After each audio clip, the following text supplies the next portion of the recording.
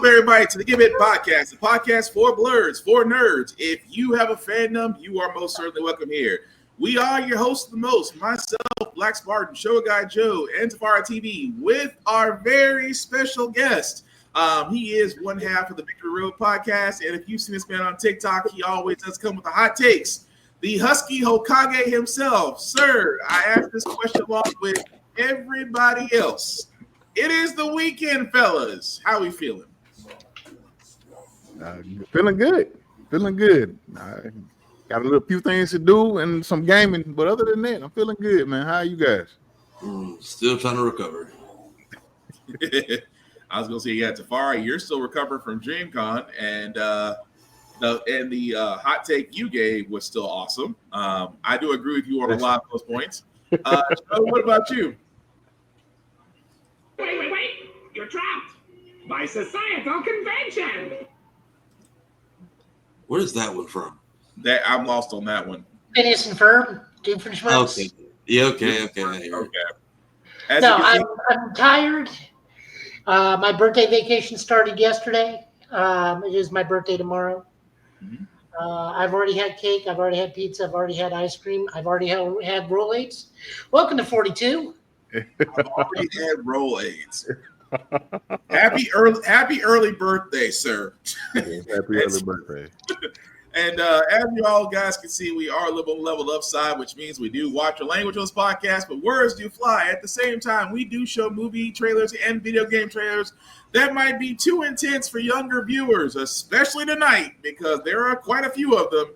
Viewer discretion is advised. Aside from that, welcome. So, again, guys, we are covering the Summer of Games. The initial ceremony not too long ago wrapped up. Showing off almost over 40 to 50 plus different games that are be coming out this year. We are also going to be first talking about the Sony State of Play, because apparently everybody decided that, hey, since Summer Games is Friday, let's go ahead and just throw out everything we can beforehand. Not complaining. I say, news to us as gamers, we want to know everything that's coming out. So again, not a bad idea. So before we do get to Summer Games, Husky, I want to start with you with the State of Play. Before we get to a couple of trailers from there, what was your impression of Sony State of Play? Did you think that, they were trying to one-up Summer Games Fest, or they were trying to do their own thing? I think they were just doing their own thing. I will say the State of Play this time was probably the best showing from Sony we've had in probably a couple of years now, ever since they stopped really doing showcases. And the fact that, we saw some stuff we knew about, saw some stuff we didn't know about. But I give them credit, because like I said, I know a lot of times I have my expectations set when it comes to Sony State of Play. Like I'm looking forward to just be from mediocre to just meh. And this time it was over mediocre. With two big games that we saw, the Marvel game and James Bond. Like, there was rumors James Bond was going to get revealed anyway this week, and for them to do it at the Sony stage, I think was the right time. And that way, it's kind of that and Marvel were kind of the big games from that takeaway. Like, it was other good stuff on there, but people are going to remember those two games that we saw at the State of Play. Yep. Tafari, Joe, I throw it to you guys before we get into the trailers for State of Play. What did y'all guys think? I liked it a lot more than I thought I would. I think they definitely saved the Arc Systems game for last on purpose. Mm-hmm. Dragon Ball FighterZ is officially dead. You can rest now, Tony. I liked it. I liked it more than I expected, because I know everybody's just trying to puff their chest out with these things. So they just started. Some of them is just all right, you're scraping the bottom of the barrel. That was actually a really good direct. I very much liked it more than I expected to. Okay. Joe? Same. So far, the memes I've been seeing on this Marvel ToeCon thing has been hilarious. My favorite one thus far is Cyclops optic blasting Ryu's head off, saying, I met a new girl. It was actually pretty good overall. A lot of surprises. Honestly, it's just Marvel kind of overshadowed everything in my mind. was because I started looking at Spider-Man a little bit closely, and he's wearing Japanese Spider-Man's bracelet. The little gauntlet thing. Yeah. I wonder if this level 3 is going to have him called Leopardon. Okay. That'd be cool. The Fatal the Silent Hill game really also gave me Fatal Frame vibes. I'm wondering if that's why it's called Silent Hill F, is for the Fatal Frame connection, because it's mostly just because it's two Japanese schoolgirls running around trying to evade demons and whatnot, but you call a spade a spade. That's what it's to me. We also, if we get time, we do need to talk about Doctor Who after all these trailers, because that's some BS. Are they swapping them out finally, or what are we doing? Well, it's a whole thing, but we'll see. Well, we'll get to that point. I'll let you know at the end of the show if we got time. Yeah. Also, we want to hear about you and your fantastical journeys and hot anime takes to DreamCon. Yeah, there's that was maybe what I want to say 30% of the list. I was like, you can edit this how you want, but I'm surprised he didn't keep the full thing. I hope he still has it because people keep asking for it. I still have the list on my phone. And because we kind of get to that point of what else did not say during that hot take that he cut off? I said a lot. What you saw in the video is what he kept. He kept 10 out of 40.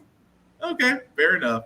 Well, with that being said, we do need to cover a few of our trailers from State of Play because, again, we did have a lot of picks from both ends.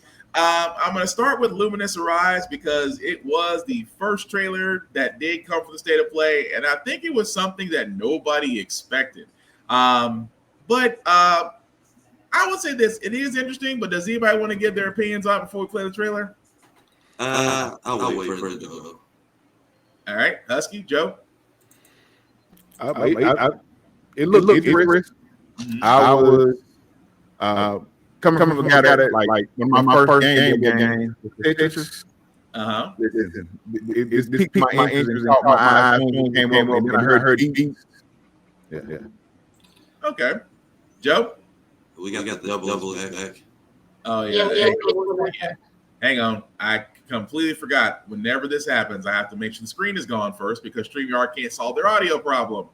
All right, try it again, Joe. Streamlabs, I'm gonna leave that one alone. I'm gonna leave Streamlabs alone because that was a dark place. Anyway, go ahead, Joe, before we play this trailer. That was Twitter. Is it doing it now regular? Yes. Double. It's still doubled on your end? Yeah. We're in a hole, folks. Don't worry, we're in a hole. We are always in a technical hole. Let's see. Okay. Because I'm trying to see now. Try it again. Marietta, Nottingham. Okay. All right, you good? Yep. We're good. It's not quite Tetris, but still looks entertaining. Yeah, I will say that. Well, with that being said, for all those who haven't seen the trailer, and if I'm not pronouncing this right, please correct me because I know me and pronunciation are like two people right now that are very being ticked off at each other in a dark place that we're not going to name because we're going to keep this a happy place. But anyway, pronunciation. That's like watching the best bad elementary school or middle school girl breakup there is. Yeah. So anyway, here's Luminous Arise.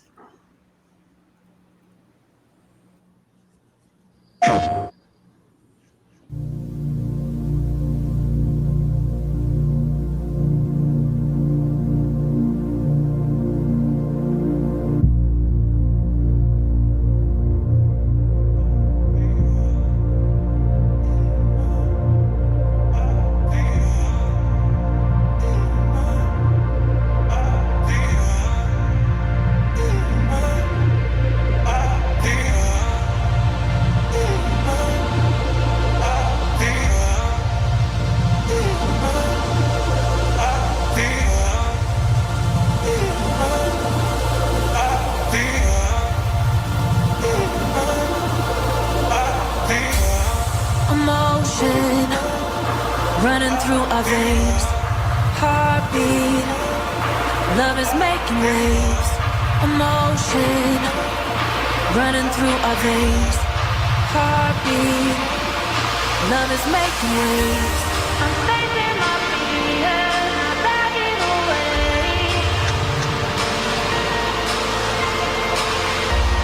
I'm facing my fears, not backing away.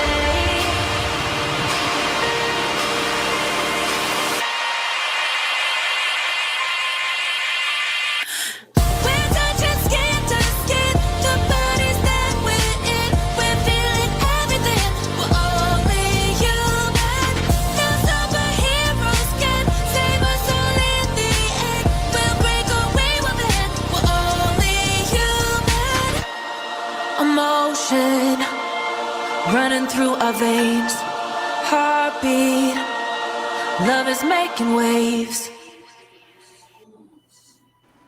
All right, so that was the trailer for Luminous Arise. As you can see, guys, comes out this year. Like we said, it's interesting. It does got if Tetris and Just Dance had a baby, because you literally had. I mean, don't get me wrong, soundtrack was banging. At the same time, I couldn't tell if it was Tetris going across there or is it like. And this might be showing my age. You guys remember IQ from PlayStation? Yeah. Yeah, it reminded me of that. Like, I couldn't tell if it's just straight up Tetris going across or if it's IQ. But I'm willing to give it a shot, though, just because it's different and we asked for different. And honestly, I can't find nothing wrong with that. But what do y'all guys think? I mean, it's interesting. I'm curious if it gets any brighter because I mean, there is what is it? We do have our friend Caleb and his game Panic Gem Odyssey, and that's its own twist on kind of those old school Tetris and Bejeweled type games. So, a lot of people were playing at DreamCon last week, especially because the commercial was running all over the building. But I'm curious to see what is unique about this one. Yeah, that part. I mean, I can just tell maybe just for the presentation side, it makes sense. But on the other side, it's like, okay, it's I don't know if it's going to be beat based or, like Dance Revolution, or if it's going to be just, it's so many questions, but at the same time, it does kind of pull you in because you're still trying to figure out what the game actually is. But like I said, I'm definitely down to see what it's about because, again, if the soundtrack is fire, at least you're going to have some people interested in it. I'm just going to put it that way. You're going to have another Expedition 33 on your hands. But let's see. That also being said, what we get from State of Play, I did not expect Mortal Kombat to throw in the towel. What I mean by throwing the towel is not Mortal Kombat 1. We saw that coming already. I am actually talking about the Mortal Kombat Legacy Collection. Now, if you guys have not seen the trailer for it, let me go ahead and play it before you guys actually see what you're getting with it. We knew pretty early on that the game was fun to play. People were excited about it. The most rewarding part of it is just seeing people react to it. We knew that we were onto something.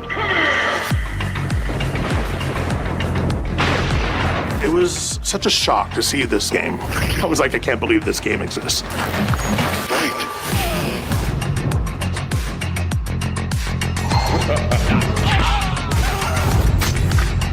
It became something that added to the mystique of Mortal Kombat. We're showing you a part of a world that is much larger.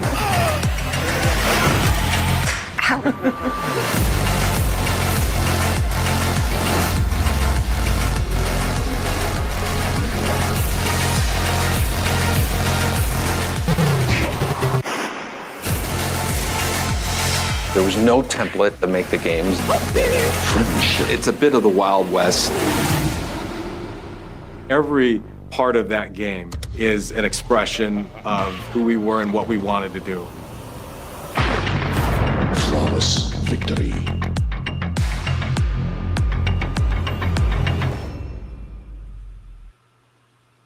All right, so that, guys, was the trailer for Mortal Kombat Legacy Collection. As you can see, comes out in 2025. Now, what actually does come with that? And I gotta give Joe credit for this because he found it. So let me bring the appropriate screen up. So what's actually going to be announced so far with the Combat Collection? We are getting the original Mortal Kombat 1992. You will get the arcade, Super NES version, Genesis, Game Boy, and Game Gear versions. Mortal Kombat 2, also the arcade, Super NES, Genesis, Game Boy, and 32X versions. Mortal Kombat 3, the arcade, the Super NES, and Genesis versions. Ultimate Mortal Kombat 3, you will get the arcade, Super NES versions. Mortal Kombat 4, you will get the arcade version. Mortal Kombat Advance, you will get the Game Boy Advance version, obviously. Deadly Alliance, you'll get the Game Boy Advance version. And Tournament Edition, you will get the Game Boy Advance Edition. And that's what we know so far. The beauty part about this is I love that they said it was rollback netcode. That lets me know that, again, for all those that don't know, rollback netcode actually allows these games to be played on modern systems. At the same time, it allows them online play with almost next to nothing in issues. And trust me, with these older games, you would think that these older games would not have these issues on modern systems. They actually quite do. But with rollback netcode, again, if you played any of the more modern Battletoads, Teenage Mutant Ninja Turtle games, if you played the Scott Pilgrim versus the World, if you played, I know I'm missing quite a few more. Mighty Morphin Power Rangers, Rita Repulsa's Rita's Rewind. Any of those all had netback code, which means that they were able to play flawlessly online and crossplay. So again, I'm not mad about this, but I'm gonna throw this to y'all. Is Mortal Kombat Legacy Collection their apology for Mortal Kombat 1? I think it's very here, man. Damn, since y'all want to complain and we have the free server space, why not go ahead and just run a couple ports? Mortal Kombat 3 is on there like what, 3 or 4 different times? Yep. So I didn't even know people played these competitively. That or everyone sees what Capcom is doing and is like, well, we can load our old shit up too. Well, it's crazy because they're giving different versions. Because I know for Mortal Kombat, I was more the Sega person for Mortal Kombat than I was Super NES because Sega's blood code was Sega had the blood code, which is the reason why a lot of us played Sega more Super NES. Wasn't a fan of it being on Game Boy. I can understand the appeal of it, but playing it on Game Boy wasn't the same as playing it on Sega. And again, Ultimate Mortal Kombat 3 was great. It did have I think that's where they introduced the rush option on Ultimate, if I'm right. Either it was 3 or it was Ultimate, one of the two, where the rush option got introduced. But I'm just saying, I'm not against this collection. I think that Mortal Kombat, and not the Mortal Kombat 1 or the bus. Mortal Kombat 1 started off great. It did start off with a great direction. It's just that somewhere within Chaos Reigns and then the skins and combat and updates, it turned a lot of players away. So I mean, Mortal Kombat 1's identity was like half fantasy, half Enter the Dragon. Yeah. Where Liu Kang doesn't even really have a personality. He's just Bruce Lee fighting against some ninjas and a guy with 4 arms. There's not really that lot of the characters in the game had a personality, but it was like very, very basic. Yeah. And Mortal Kombat 2 gave Mortal Kombat its defining personality. And to answer your question, is Ultimate Mortal Kombat 3, they had the rush combos. No, because everybody did Smoke, because Smoke had like the best rush combo. True, almost unbeatable. Really, I think his was almost unbeatable. It was just like long, and then you could do a reset because you can harpoon them on the way down. Yeah.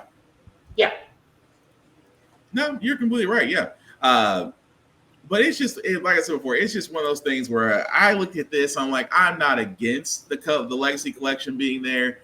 I like the fact that, a lot, and let's be honest, a lot of people were not around for Mortal Kombat back in 95. I fully thought I imagined that Game Boy version. I didn't know that they actually... I feel like that game is not meant to go on any kind of handheld or mini console. Like, the Switch tried, but like, did y'all put it in did y'all play it yourselves before that went on shelves, like, at all? Because...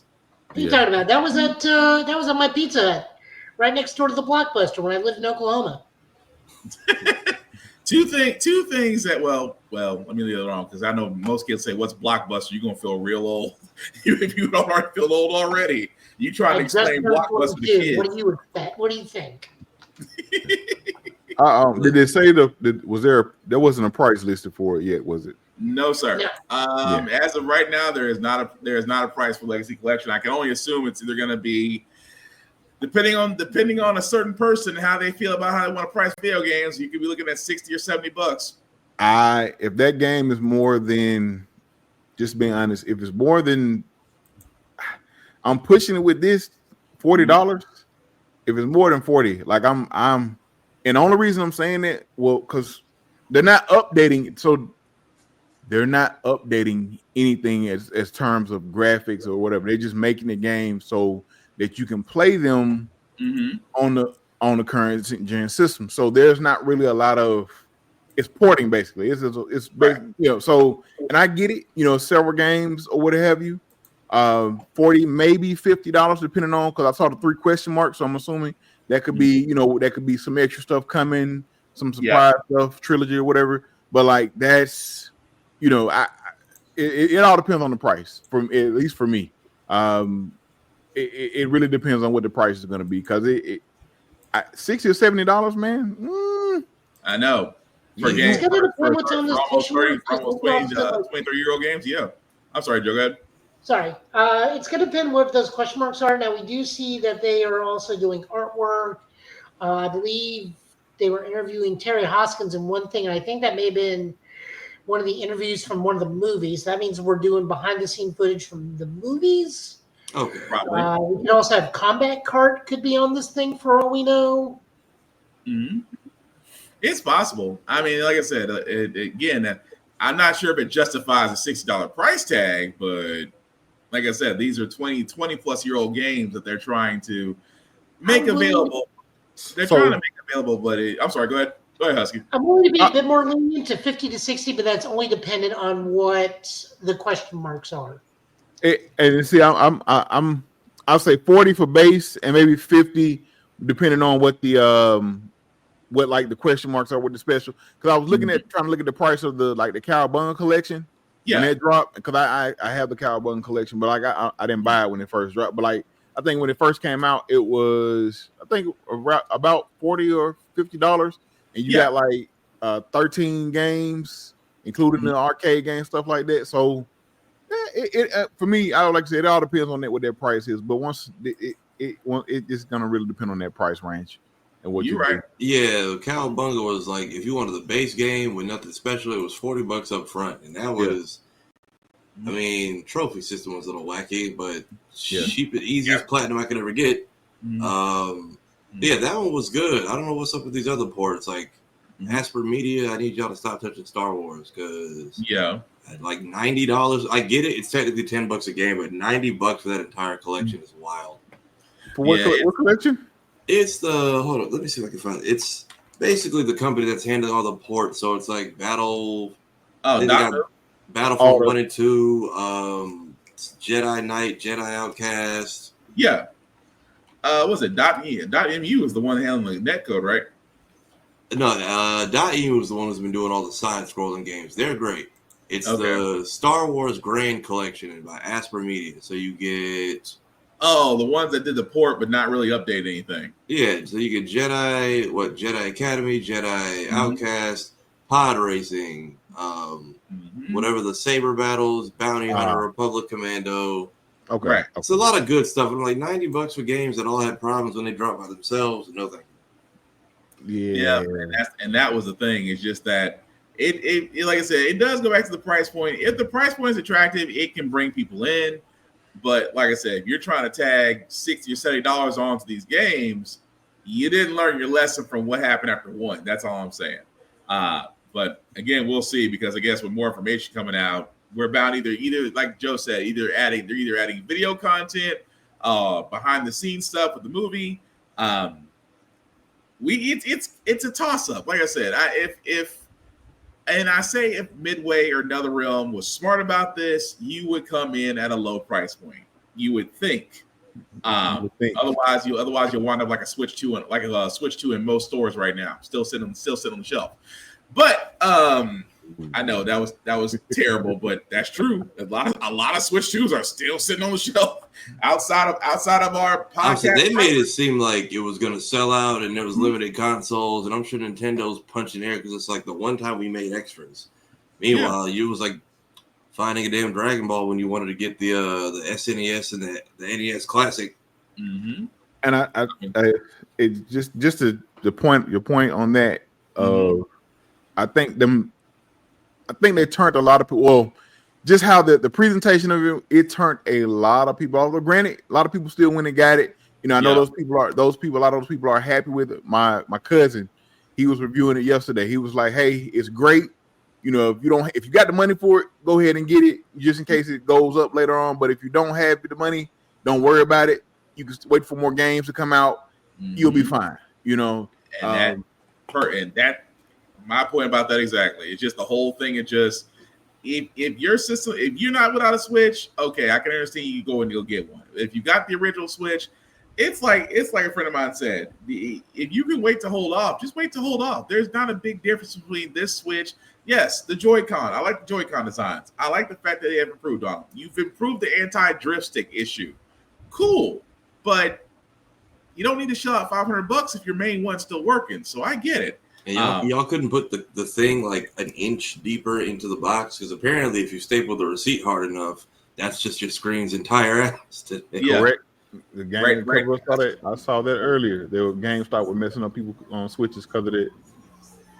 All I can sit there and say is Asurion is doing this. You got to come to us because Asurion is getting all the insurances. So every we break fix is look at them like you got to come to us because we're the only ones that can fix it. And you are stop out. We're doing their buyer protection plan. Right, that part. But like we said, we do when it comes back to the Switch. Hey, wait on it. But with the Mortal Kombat Legacy Collection, we will see what they do because I'm curious about that price point itself. But Sea of Remnants, Tafara pointed this out, and again, I'm saying this because I don't want to down the game because this does have a Sea of Thieves-esque view to it, but Sea of Thieves is actually fun.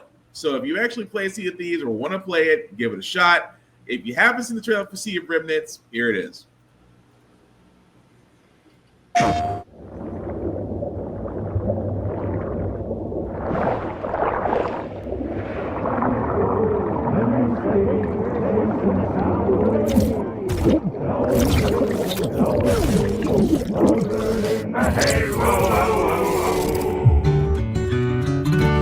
My old man always said to me,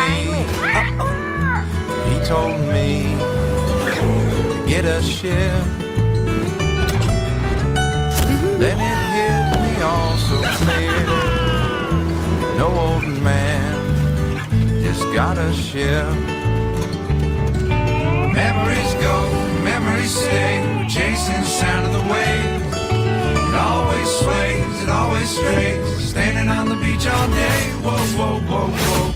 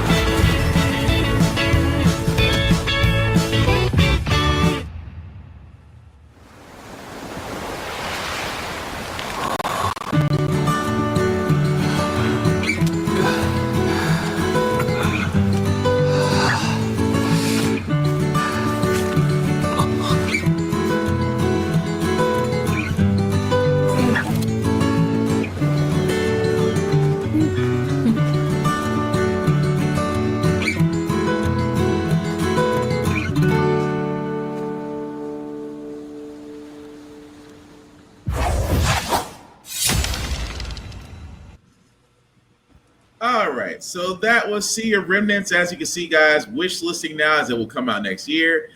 As I was watching that, I'm going to be honest, I completely forgot I was getting South of Midnight vibes just from the shading and kind of like the wooden puppeteer kind of motion.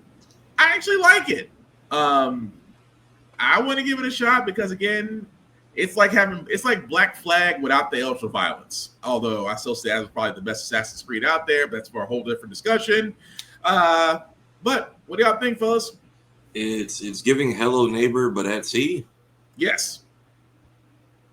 I forgot about Hello Neighbor. It does kind of That's what I remember. That's what stuck out to me. The art style reminded me of that game. And I'm just like, it's this, but in the ocean with what looks like random hitboxes or possibly it looks like turn-based combat. So yeah. Oh, I just love the artwork. The artwork, the free flowing. It looks like it might be turn-based, but although it's might be active turn-based where you're moving as you're attacking. But that's just a guess right now. But I dig it. Joe, let's see what y'all guys think. I can't.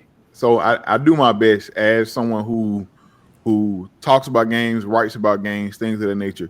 I don't like comparing two games because each game is its own. Right. Like this game could possibly, like, I love the art style as well. The art style does look good, but just from the trailer we're seeing, like, a lot of it so I didn't put in like hours and hours, but I put in a couple of hours when Sea of Thieves first dropped, and it's fun and it's giving me those vibes. Now it could be completely different, could be turn-based, but it's just giving me those vibes. So it's hard for me to like man, because a lot of stuff you're doing in that, it like you do or kind of do in Sea of Thieves, but I like it. And this once again could play different things with nature. So I'm willing to give it a try, or what have you. But it looks, I like the art style. It looks really good. Oh yeah, that's the thing I was looking at, where the art style. And I'm with you. I played Sea of Thieves, played Skull and Bones too, which actually didn't help. Listen, I was in just about every beta or alpha test for Skull and Bones. So by the time the game came out, I was like, I'm good. Yeah, you really got to enjoy it. Don't get me wrong. Skull and Bones, so recommend you still try it. Sea of Thieves, so highly recommend you try it. Sword of the Sea, not Sword of the Sea. Sea of Remnants, just like I said, it might be great. And this is where I say where some games may start to, and I hate to say that, you start to get a little bleeding effect where some games are different, but they look alike and they feel the same and they play the same. And, as more similarities appear, the less you are going to be more likely to finish it or even continue playing it. And I'm hoping that's not the case with Sea of Remnants. I hope they go a completely different direction, just to make them stand out, but we'll see. But yeah, I dig it. Joe, Tafari, anything y'all guys want to add to that? No, I'll wait to see more gameplay, what the actual sailing looks like, what the combat is like, what story, if there is one. They got me hooked. They at least have my attention. I just need to see a little bit more. All right, Joe? I'm not a pirate guy, so it just doesn't interest me. I'm not either, but the sailing portion of Kingdom Hearts. Kira What love you got right me now, out of bro. sailing was what turned me completely off from sailing was Assassin's Creed Valhalla. I don't ever want to touch another sailing game ever again unless Link's involved. Oh, Black Flag, but I only like Black Flag because of the she shanties. I could sit there and sail for a good 2 or 3 hours just listening to she shanties. But I'll again, stick with horse in the plains of Japan. I'm good. Fair enough. But speaking of another sword game that we have, this one was also during the State of Play called Sword of the Sea. And this also looked interesting as well if you're into a lot of indie games, which is going to be kind of a common theme tonight, which I do love to see a lot more indie games get a lot more shine. And they did get a lot more shine on the State of Play as well as Summer Games Fest. But if you have not seen the trailer for Sword of the Sea, here it is.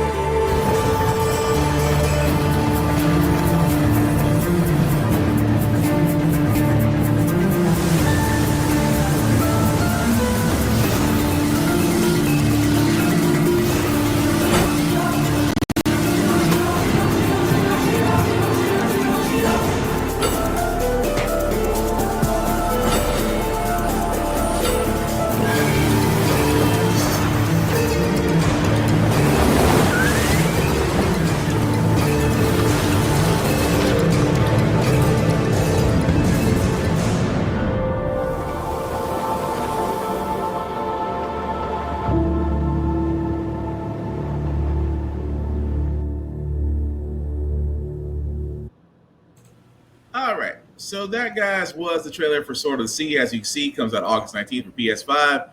All I'm going to say is somebody is a Tony Hawk fan, and I'm not complaining because there were a couple of tricks in there I remember from Pro Skater that man was doing with very little ease. But there's really nothing more to say about that. It's very, I mean, graphics are there. It's beautifully drawn. I'm not gonna lie. I'm intrigued to want to play this to see exactly what it's about. But what do y'all guys think? Okay, so I thought it looked like Journey. I didn't realize it was made by the same people. Yep. I'm not saying full on reused assets, but I saw it, I'm like, this is Journey 2, but on Sonic Riders hoverboard. So I wouldn't be surprised if it's like also that whole, it's more about just the side scrolling and the fun, do it with a friend or your kid or not. Yep. Yeah, that very much looks like I'm raging at something else. I need to go cool out type of game. And I have Journey in my library, so maybe I'll finally play that when this gets closer to release. But that was it for me. It caught my attention because it reminded me of that. But now that I know it's about the same devs, that checks out. Yeah, I mean, it did look pretty cool. But I actually loved Journey. Journey was a shocker for me because I'm not gonna lie. The first time I saw it, I didn't want to play it. I was like, this feels like it's an indie experiment game. It feels like No Man's Sky. No offense to No Man's Sky, people. Before y'all come at me and say I need to enjoy the game, it just wasn't for me. It wasn't bad. There's just different strokes for different folks. But I kind of felt that way toward Journey until I started playing it, and I realized there is a story behind it, and that made me enjoy it all the more. So again, not knocking No Man's Sky, just like I said, just like Mass Effect Andromeda, I prefer 1 through 3. Some people prefer Andromeda. It's okay. you can have a difference and it's be fine. We can all still be friends. But what did y'all guys? But Husky, Joe, what did y'all guys think of Sword of the Sky? Oh, sorry, Sword of the Sea. Oh, it looks. I remember seeing it. I think I remember seeing it somewhere before. I think we saw it somewhere before. But I'm interested in, and I think it's dropping on PlayStation Plus. Yeah. So I'll check it out, man. It's the especially if just from the music, it was like Tafari mentioned, like it sounds like you can put it on and kind of chill and surf around and things of that nature.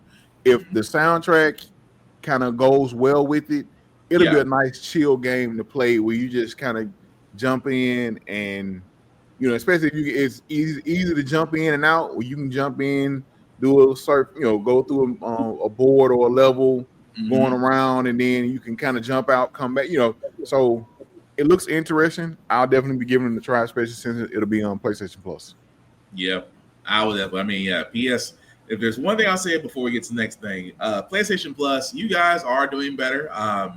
Y'all got a ways to go compared to Xbox and Game Pass right now because Game Pass is, until they realize they jack up the prices again, they've let a lot of games like Doom the Dark Ages, they've let South of Midnight, they've let there's another game I'm forgetting, another major game that just got released that they're letting to go on Game Pass as well. Expedition 33. Thank you. Expedition 33. That's the sad part is I played it. The sad part is I played it. I should remember it. But yeah, a lot of those games, and also shout out to Sandfall Interactive. $33 million in sales for Claire Expedition 33. Again, if you haven't played it, highly recommend that you do. But yeah. With that being said, like I said, indie games, I am loving the fact that we are seeing more and more of them appear, and they're not just being pushed toward an obscure event, or they're not being pushed toward just a random pop-up dev blog or anything like that. I am liking the fact that they are front and center. That being said, however, 007 First Light. What about my thoughts? All I can sit there and say is for 007 First Light, I got to do a time check because, correct me if I'm wrong, guys, was the last James Bond game Nightfire or was it GoldenEye? Will. Yeah. My thoughts? Go ahead. I'm sorry. Go ahead. I was going to say, Sword of the Sea kind of looks like the Smooth Jazz cousin of Star Overdrive that came out earlier this year. Smooth Jazz cousin. That's a good one. I mean, that's a good comparison. I'll give you that. Because, I mean, Star Overdrive is almost the same thing, except there is combat, but it's more skater punk thing, and this is just like smooth jazz while doing tricks on the dunes of Tatooine. Fair. Over that bantha. I mean, there's 2 suns and no women and no winters. You got to find something to do out there. Right. But apparently that board is something else. But no, sorry about that, Joe. I thought you did give your opinion. I apologize. I didn't mean to skip you go first. He's the guest. Yeah, my bad. I think Quantum of Solace. I think on the 360, which I think was more of a movie tie-in James Bond game. I haven't touched any of them since PS2. I think I still have a copy of Nightfire over here in plastic from the retro shop. I got it like a year. I remember Nightfire. And it's kind of sad that Quantum of Solace, the game, was better than Quantum of Solace, the movie. And I feel like I remember hearing that. Because I just want to make sure, because I was like, I remember The World Is Not Enough. I remember Casino Royale. I remember that they thought about doing Skyfall. Skyfall didn't happen. They thought about doing a Lego James Bond. That didn't happen. So the only one I can think of that actually, it might have been Quantum of Solace. I have to look that up. I gotta double check that. Either it's Quantum of Solace or Casino Royale was the last James Bond game. And that says a while because I think that was 2006. The way to watch Quantum of Solace is you actually do have to watch it immediately after Casino Royale. Yeah. Because it's almost like this is what he does, like literally 10 minutes later, Quantum of Solace happens. Yeah. That's a different tie into. But the reason why I'm bringing that up, guys, is because this was also announced at the State of Play 007 First Light, which, again, just to give some backstory, this is basically Bond's first mission, I guess you can call it. But either way, if you haven't seen the trailer, I'm going to go ahead and play that first. It'll explain it a whole lot better than me right now. Okay.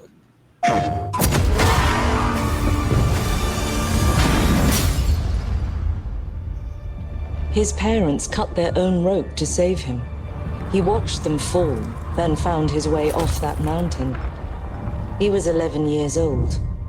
He then started a grand tour of every major boarding school in Britain. Always at the top of his class. Always at odds with authority, same thing in the Navy. His superiors all praise his instincts. And they're all in need of early retirement. Nobody knows what to do with him, Mom. No, and I suspect he feels the same way. But what he did in Iceland... What he did in Iceland was insubordination. It was ill-disciplined, utterly reckless. He only survived thanks to blind luck. Give me one good reason to put him in the program, Mom. I think you just covered them all, Greenway. It's really quite simple. Bond is a bullet without a target. Let's give him one.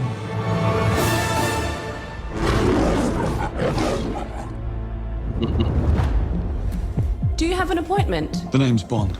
James Bond. He's with me. And you are? Don't think we've had the pleasure. Now let's not get ahead of ourselves, James.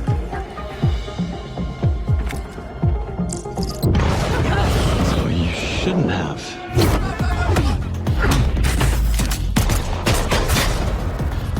We're facing a situation of the utmost delicacy. I need all my pieces on the board. 009 is a master manipulator. Whatever the endgame is, we won't see it coming.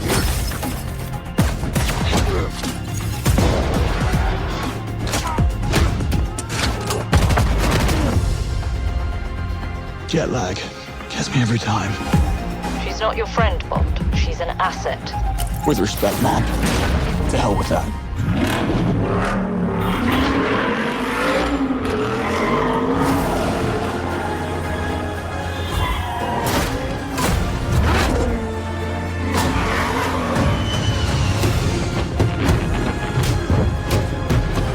Tell me, what do you do, James? Lately, headhunting.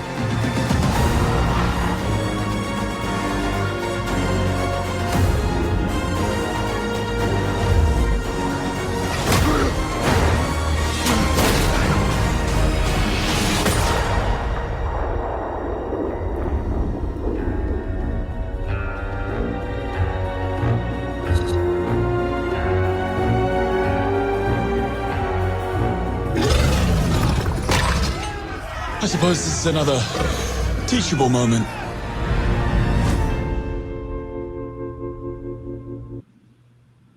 All right, guys, and that was the trailer for First Light with 007, as you can see, coming in 2026. It's not bad because, again, this is basically Double O's, I guess, his reintroduction. I guess they're trying to do a reboot on his origin story, I guess, from his beginnings. So I'm not against it, not against the design. Of course, with Bond, there's always an Aston Martin car chase somewhere in the middle. Kind of messed up that Q didn't introduce himself, but he's obviously there. But what do you guys think? It is. I thought it was 007 Bully for a second. I thought we were getting like a Euro sequel to the game finally. So yeah, I guess what we're doing a young James Bond story then? Is that what this is? Yeah, it looks like it's it's basically before he becomes or gets in the 00 program. The 00 is it's a program that they go into because you hear him mention the 009 and the other movie, like one of the movies had like the 006, but it's a 00 program they go through. And this is, I'm assuming from the trailer, from what we saw and kind of what they were describing, it's him before he gets actually into the 00 program. So he's James Bond, but he's not shaking martinis and all, he's not that James Bond. This is his supposed to be his first steps becoming who he eventually becomes or what have you. Right. Which again I do dig that. You can see it kind of gives, again, this is gonna be showing my age, James Bond Jr. It kind of gives those type of vibes. It did.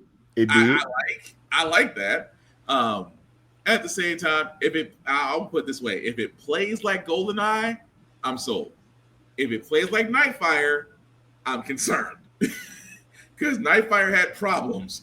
GoldenEye, for all its worth on 64, and I know it was Nintendo 64, but you have to understand, GoldenEye was probably the quintessential first-person shooter / multiplayer that a lot of people still say was a solid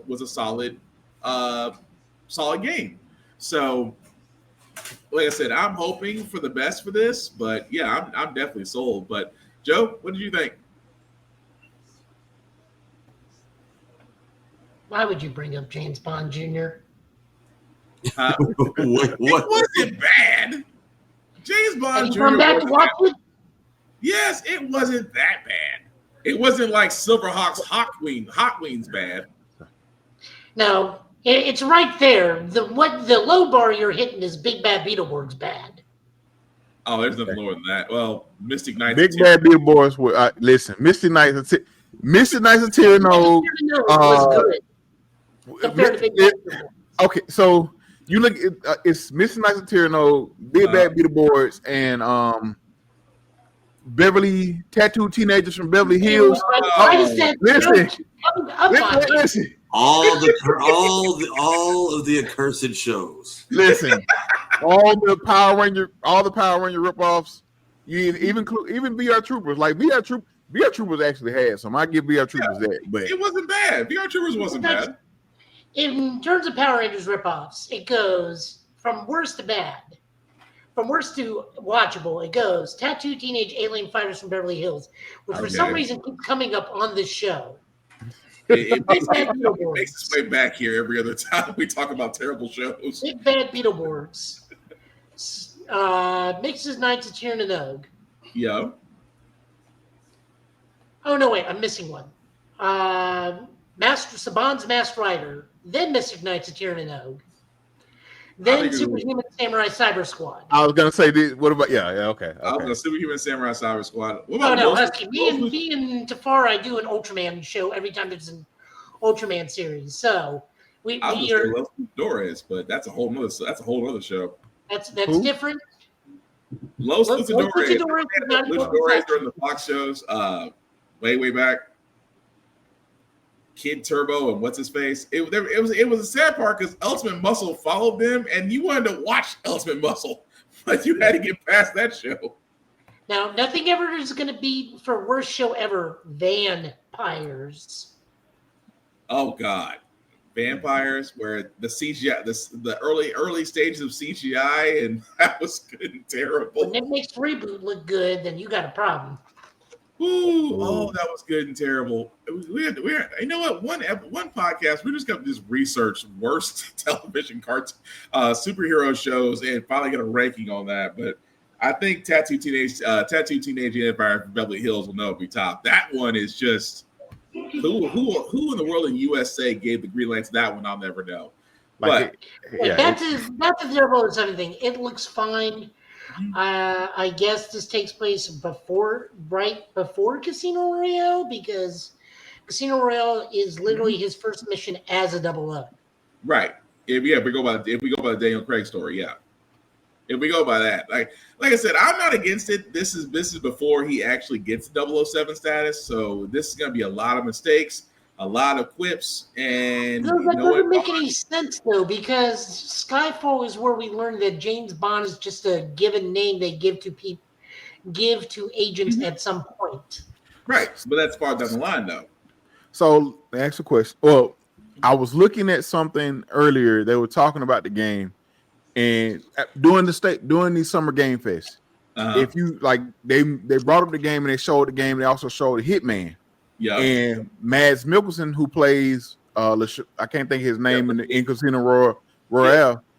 He's mentioned he's in the game or what have you, and he's like a more like vicious version than he was in the show. So I'm assuming like if this is a brand new James Bond, like I don't like it. It's I'm from Skyfall, you know, it's kind of like it's a moniker or a mantle, just like, you know, some certain superheroes, things of that nature. So it's a mantle that they wear and they give that to their person. So that's why it's confusing. Like, is this like actual James Bond or is this a new James Bond we're getting from the beginning? I would think it's a new James Bond, because I think you want to get away from, and don't get me wrong, I love Casino Royale. Quantum of Solace made me cringe a little bit because you kind of dropped the ball on that. Skyfall was great, and then his last one, Spectre wasn't bad. Skyfall was good. Spectre wasn't bad. Craig's last Bond movie, I forgot what it's called. No Time Left to Die. I think that's what it's called. That was actually good. But like I said, you want to get away from the movies. If you're going to establish a video game universe with James Bond, it makes sense to go ahead and start with a James Bond character that's got nothing to do with the previous movies. And you can give him his own story. And you can give him his own bad guys. Because don't get me wrong, Mads Mikkelsen plays a great bad guy. I still think that, they should have gave Hannibal more seasons, because I think he killed it in Hannibal. And Lashif, loved him in Casino Royale for that. Loved him in Polar, if you ever get to see it in Netflix, by the way. That's a good movie. But yeah, the fact that he's reviving himself, and I know we're getting a little ahead of ourselves on Summer Game Fest, but yes, he's basically going to be in the Hitman collaboration for First Light. So as the Hitman, as Agent 47, you have to take out Lashif. And Lashif is supposed to be more sinister. He's supposed to be more violent. He's supposed to be more calculating.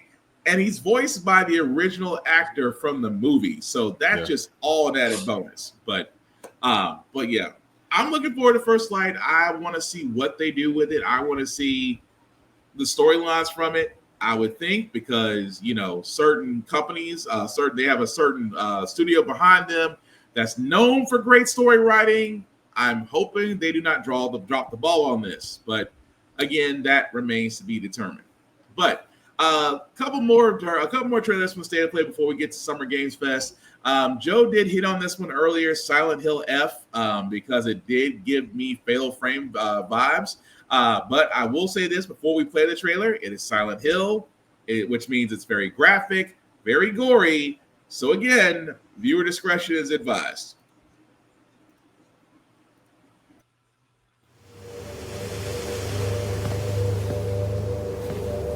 Sakuko, どこ行くの？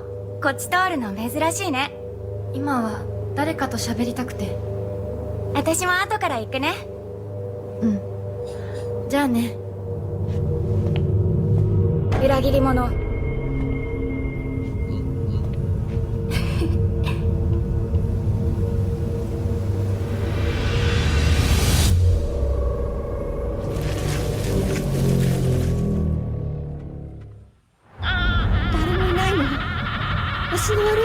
までいないなんてこんなの絶対に変。俺もいないし気味の悪い怪物がうろつき回ってるし。いやひなこ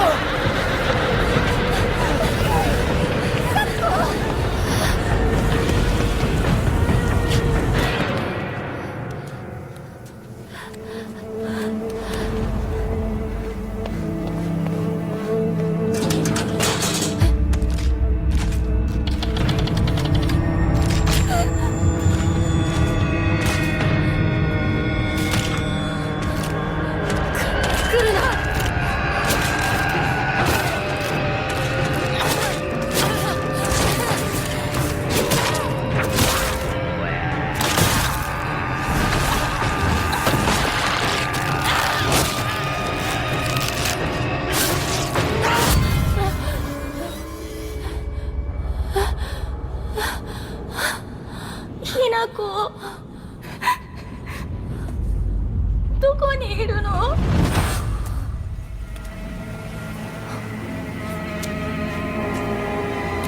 ひなこはいいよね。何でも持ってる。そんなあんたがいなくなってくれるんだからせいせいする。一人は嫌だよ。寂しいよ。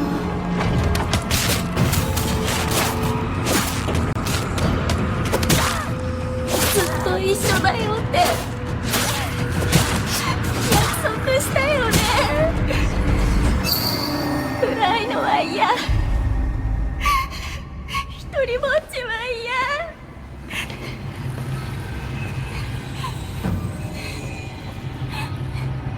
錯誤。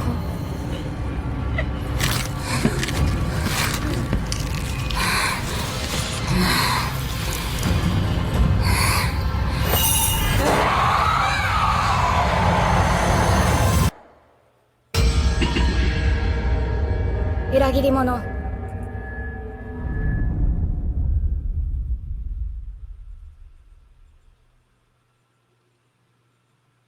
All right, so that, guys, was the trailer for Silent Hill F. As you can see, comes out this year, September 25th. You can pre-order now, as it will be available on PS5. So the first time I saw this, I was like, no, I am not playing this in the dark. I will not play this without the lights on. I will not play this at night. Call me a punk if you want to, but I'm sorry. That is Silent Hill is exactly what it's supposed to be. It's survival horror. It is supposed to have an interesting story.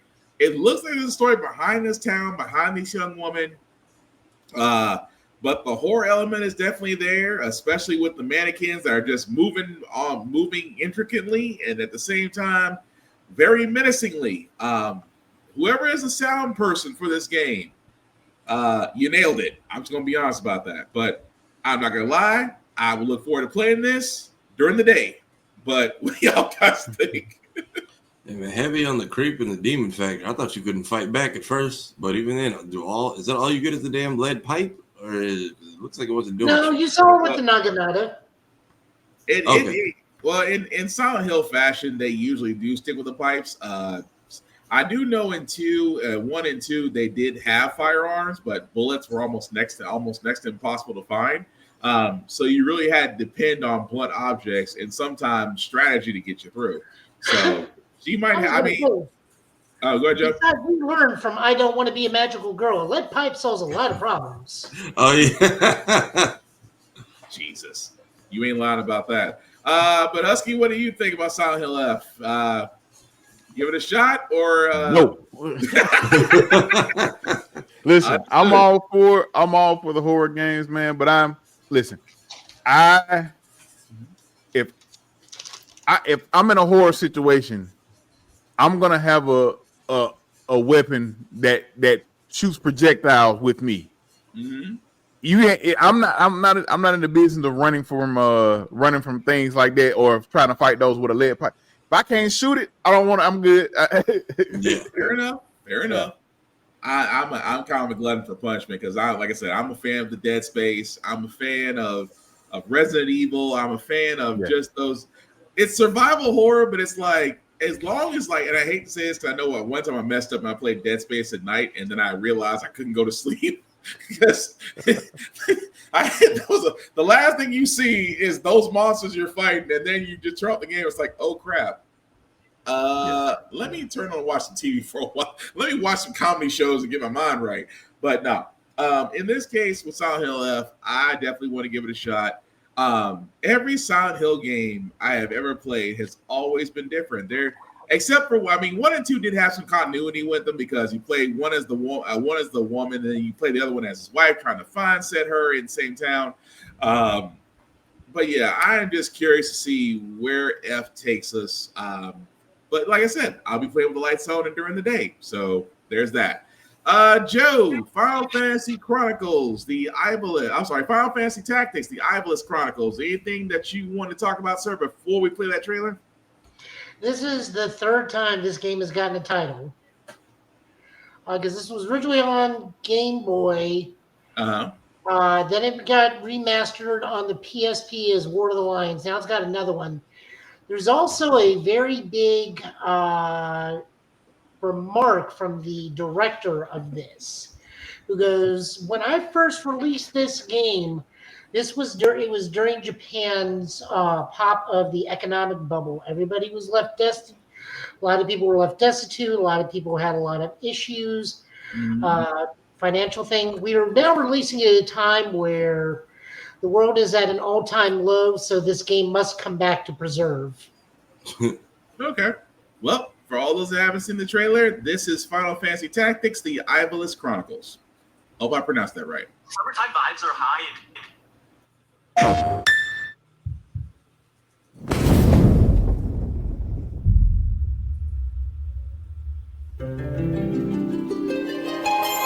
O Father, abandon not your wayward children of Ivalice, but deliver us from our sins, that we might know salvation. If you feel wrong, blame yourself or the Father. Why do you fight? Why walk this path of subterfuge and conflict? The powerful must rule the weak. It is our duty. Heavens fall upon your crown! This vile charade has gone on long enough. It ends now.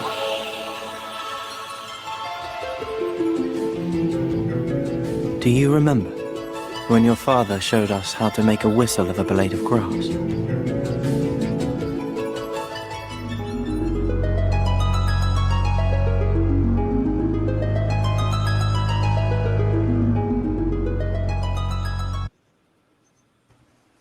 Okay, so that, guys, was Final Fantasy Tactics. The Ivalice Chronicles will be available September 30th this year. I'm gonna be honest, fellas. I'm a Final Fantasy fan. I have never played Final Fantasy Tactics. I have went back and played the original all the way up to the current one, but I have never touched a tactics game. So this game is actually tied into Final Fantasy 12. Okay. This is the same realm. This is Ivalice. This is where, like, the judge. This game is where it introduced the judges. Gotcha. Okay. I'm gonna be honest. I would probably give it a shot because, like I said, I've never played a tactics version. I kind of need to give it a shot. I kind of ignored it just because it wasn't. I didn't think it was my cup of tea, but I never gave it a fair shake. So I probably will give this a shot when it does come out. Probably not September 30th, but probably a little bit after that. But what do you guys think? Y'all got it. It looks interesting. I've never actually played a Final Fantasy all the way through. So it like I said, it looks interesting. But I this was like my game of the week question about people just asking about the state of play, and I got so many people commenting about Final Fantasy Tactics being something they were like gonna get regardless. So I'm assuming it's really good or people really loves it. So, but for me, I don't know. I'm gonna put it like that. I don't know. It's not gonna be a day one or anything. If I do play it, maybe I may check it out over time, but it's not something I'm like clamoring for. Oh, fair enough. I mean, I'll probably give it a shot. Like I said, there's very few things I'll get on release day, but for me, it's like just because I just want to see how it is. Because, like I said, you don't want to miss out on an opportunity for a game just because at first glance you don't think it might not be for you, or you might not think it keeps your attention. But if situations change, you're just like, okay, let me sit down for a second and let me see if I like it or not. Go from there. But I do know one game. The last thing I'm going to talk about from the state of play, because I can honestly say, I can almost say with full confidence, everybody on this podcast right now wants to look forward to this, because we have to say farewell to Marvel vs. Capcom number 3. It's not happening. Ain't no way, no how, since this trailer came out. But with Marvel Tokun Fighting Souls, I'm going to throw this question out before I play this trailer. Did Sony pretty much sit there and say, we got the fighting games on lock for the next foreseeable time, after this? Can we say that they literally told the fighting world, you won't get Marvel vs. Capcom 3, but I guarantee you will be playing this? This is a mixture of Thanos' fine, I'll do it myself. Don't forget, we'll get double to put the thing up there. But no, you're fine right now. Yeah. Weird. Yeah. Also, something that they can personally promote at Evo, since Sony also owns Evo. The only problem I have with this in general, and this is weird coming from the Japanese guy, is don't go with the Japanese title. This should have been like Marvel Fighters, or something other, or even Marvel what the actual translation for Tokun is they're using is Fighting Spirit. This should have been Marvel Fighting Spirits. Wouldn't that be too close? Wouldn't that be too close to Dragon Ball Fighters and the other Fighting Spirits import game? Just out of curiosity. Right, it's all ArcSys. Yeah, same people handling the netcode in the background. This would, to me, this is just Marvel and Sony covering all bases the way Dragon Ball did. Yeah. You got Fighters, you got Xenoverse, you got Breakers, which apparently is still doing well. Also, if we pay attention, there's a lot of Guilty Gear in this game. Yeah, that's a lot of Guilty Gear driving this game. Yeah. Arc Systems is to fighting game or popular IP fighting games what CyberConnect is to the Storm series or Anime Arena Fighters. Pretty much. Husky? Listen, I'm sold. Like when I found out they would do, I was sold from the trailer, but found out they did Fighters. I'm sold already. Like I'm just waiting. We just waiting. I do agree with Joe though about the name. They really should have changed the name. Something just kind of something that flows a little better, what have you. But yeah, I was gonna say Proving Grounds, but that's too close to Enrique's Gods of the God Bless the Ring. That's all I was like. I thought about that. I said nope. Another Japanese import. That name is too close. But for all those who haven't seen the trailer, here is Marvel Tokun Fighting Souls.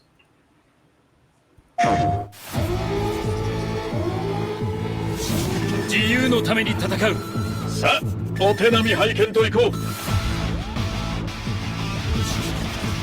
君のことは親友だと思っているが、やるしかないようだな。ビブラニウムのシールドだけでは私のアーマーには勝てないぞ。よし、本気でやるぞ。つらい。くらえ。わかるよ。耐えてみせろ。任せてちょうだい。パンチ。私の名前の通り、マーダラス。親愛なる隣人スパイダーマンだ。スパイリーセンス。今日もお見事大勝利。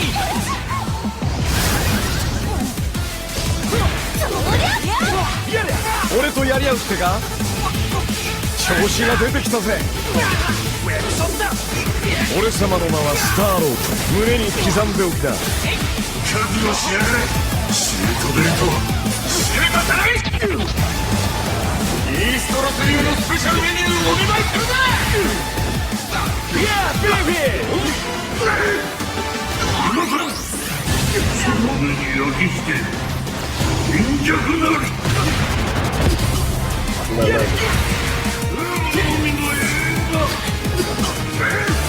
援護する。風よ荒れ狂え。たとえ人々に嫌われていても私は世界を守る。さあ耐えられるかしら。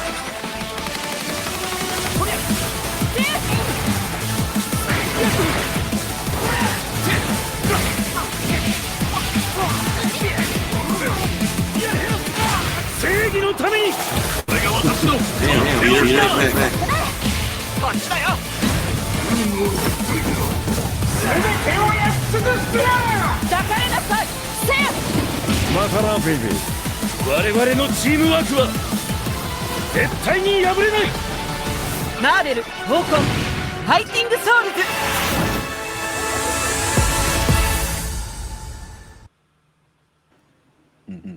Dear cosplayers, we already know y'all have watched this video multiple times. The Gundam Iron Man helmet is being 3D printed as we speak.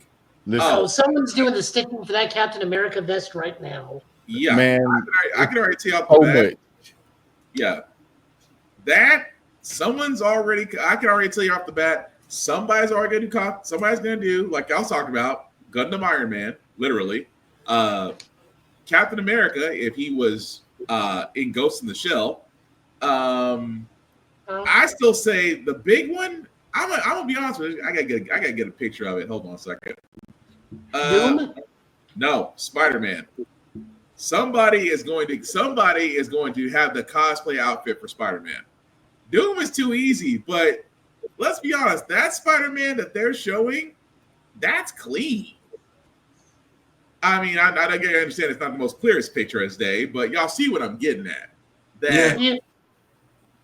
I'm like, I can maybe see somebody doing Star-Lord. I can see probably somebody doing Miss Marvel, but let's be honest, between Spider-Man, Captain America, Storm, because let's be honest, I've never seen a bad drawing of Storm anywhere. It's almost an unwritten rule that you never draw a bad picture of Storm. Storm looks so like she looks so to the T, like how you would picture a Storm would be. Like she looks damn near perfect. Excuse my language. Yeah. Like right. They went in with her animations and character design, and it's just a matter of who pulls it off first. I love her the skin color on her, man. Yeah, like, it fits. Yeah. Like I said before, I've never seen a bad drawing of Storm in anything. But I think it's safe to say, guys, that we are all in agreement when it comes to Fighting Souls. Yes, the name could use some work. I still think more characters are going to be added. I think we've seen like the base 8. Listen, I'm agreeing with you because it's 4v4. Yeah. So I'm assuming, and I'm hoping I'm right, that this roster is going to be massive. Yeah. I mean, well, they're going to have to because we're not getting Capcom versus Marvel 3. We're not, because, and again, this is not to knock it or try to put a nail in the coffin. It's just the fact that our system works. They have a history of just churning out great fighting games, and I want to see what they do with this one. It's a different Marvel versus Capcom under a different name, and that's fine. I want to see what they can do with this now that they got the ball. I want to see what they can run with it. But again, that's just me. But I think we all can say that, I don't think there's nobody in this group right now that is not wanting to look forward to playing it. But because like if Rivals, they've got variety now. So Rivals isn't your thing, or the whole strategy 5v5 or whatever. At least you have something that's more true FGC heavy. Now, when it comes to the fighting tournaments, who gets bumped off so this can get put in?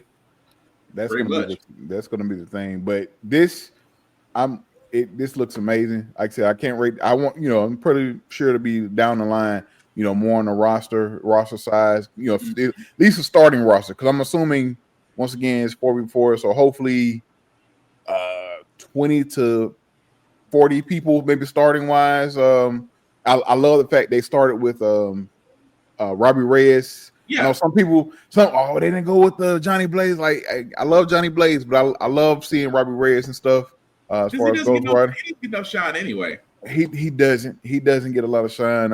And I have the background because I have the background now. The fact that Doom just pulls out the gun and just I have that as my background on my computer right now because I'm a Doom guy. I love Doom. So we got a friend of ours that you would love to meet. He's Doom's the same way. Yeah, Doom's one of my favorite villains, man. But yeah, this game looks amazing, and like I said, it's so, and with Marvel being Marvel, it is so many people you can pull in this game. You got Squirrel Girl, you got X-Men, you have a plethora. Like it's endless. And that's why I sit there and say your choices of players should be massive, and you have time. It doesn't have to be rushed. You don't have to shoot out. You don't have to push something out that's not half done, or something that's full of bugs or patches. You have really a lot of time between here and now. I think, like I said, 2026 still a ways off. Yep. I understand that. You know, a lot of things are waiting for in 2026. GTA 6 fans are still waiting for 2026, and then be disappointed when it gets pushed back to 2028. I was gonna say we got at least one more delay coming. Oh yeah, GTA fans got at least one more. That just, I mean, you guys it's 2027. They didn't even get gameplay. That you got a 5-minute trailer. You didn't even get gameplay. So that lets me know off the bat you got another year. But anything else that we want to add to Fighting Souls? Because I think that was Sony's way of saying, and again, this is just me, I think Fighting Souls was Sony's way of looking at Summer Games Fest and saying, beat that. That's what I think it was. I'm curious if they do any movie tie-ins or anything, or depending on whatever this MCU is going to look like after next month, after Fantastic Four comes out. I'm curious to... Are they going to continually expand the same way Rivals does, or are they going to cap the roster at some point? It'd be interesting to see where they go, honestly, because of the movies. I know movie-wise, well, outside of Mortal Kombat, supposedly a Street Fighter that's coming. It'll be interesting to see exactly where they go with that. I would hope they would avoid it. I'm not gonna lie. Between Secret Wars and Doomsday, that's already being pushed back. Let it be its own entity right now. Let it not be connected to anything is what I'm getting at. But Joe, anything else you want to add to Fighting Souls before we move on to Summer Games Fest, sir? No, I'm wondering, because Marvel vs. Capcom 2 was what, 64 characters? Give or take. Just about. Marvel character roster, if we're lucky, should be around 72. And completely because that gives at least 9, well, not 9 teams. This isn't a team-based thing. Oh yeah, that was the other thing they talked about is this is going to be kind of like CVS, where you have to pick your groove, kind of. Yeah. Where it's either one big character supported by 3 strikers, or a team of 4 little dudes. Yeah, which ain't bad. I mean, it's got that kind of vibe to it, but I'm not knocking it though. Because every fighting game has to be different in some area, form, or fact. And let's be honest, outside of outside of Fatal Fury City of the Wolves, outside of Street Fighter 6, outside of Guilty Gear Strive, now it's something else. I'm thinking of the show. Guilty Gear Strive, outside of, like I said, multiple fighting games outside of Soul Calibur, because Soul Calibur after 6 said we don't need you, which I think is a great mistake, but that's a whole nother discussion. They just gotta be different. And again, there's nothing wrong with that. But yes, I know, like I said, that's our picks for State of Play. Again, guys, we know there were a lot more games out there. Pragmata, Romeo's a Dead Man, Bloodstained, Ninja Gaiden, the new arcade joystick they showed off, that really, if you want to pay whatever God absorbing amount that you want for a joystick, be my freaking guest. They showed a little bit of Metal Gear Solid 3 Delta, which again they gave a release date, August 28th. Neo 3, which comes out in 2026, and of course Ghost of Yotai, which they didn't really show anything from there, which I think, again, I want to say we see enough from Ghost of Yotai. We really need to see more as we get close to the release date, but again, that's just me. But again, as we said before, solid state of play from Sony. Again, holding on to that Fighting Souls, the last card was pretty good. But Moving right on to Summer Games Fest. This actually, again, we're covering the ceremony. We're covering the opening ceremony, of course, Day of the Devs, women's conference on games, and other things which will be coming out through the week. I know on Sunday, Xbox has a digital developer with the Outer Worlds and other games going on. So we're only going to be covering tonight what was actually shown during the 2-hour premiere. Now, we are not covering all 50 plus games. We did make our picks on these. Again, these are picks that we thought were great, that we're looking forward to. And I'm going to start with Mouse PI for Hire because, again, a game that honestly should have been out by now, but we've been waiting for a release date. I was gonna say this has been talked about for so long. What is happening?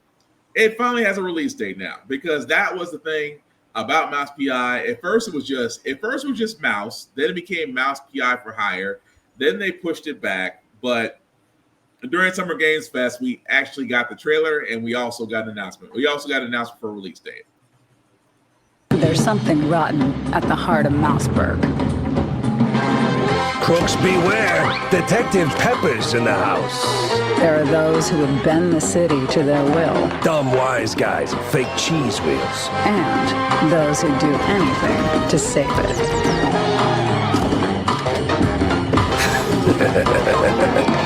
They won't even know what hit them. Oh boy. Here we go. So they basically did for Mouse PI Hire. They did Wishlist Now only because it is coming out this year.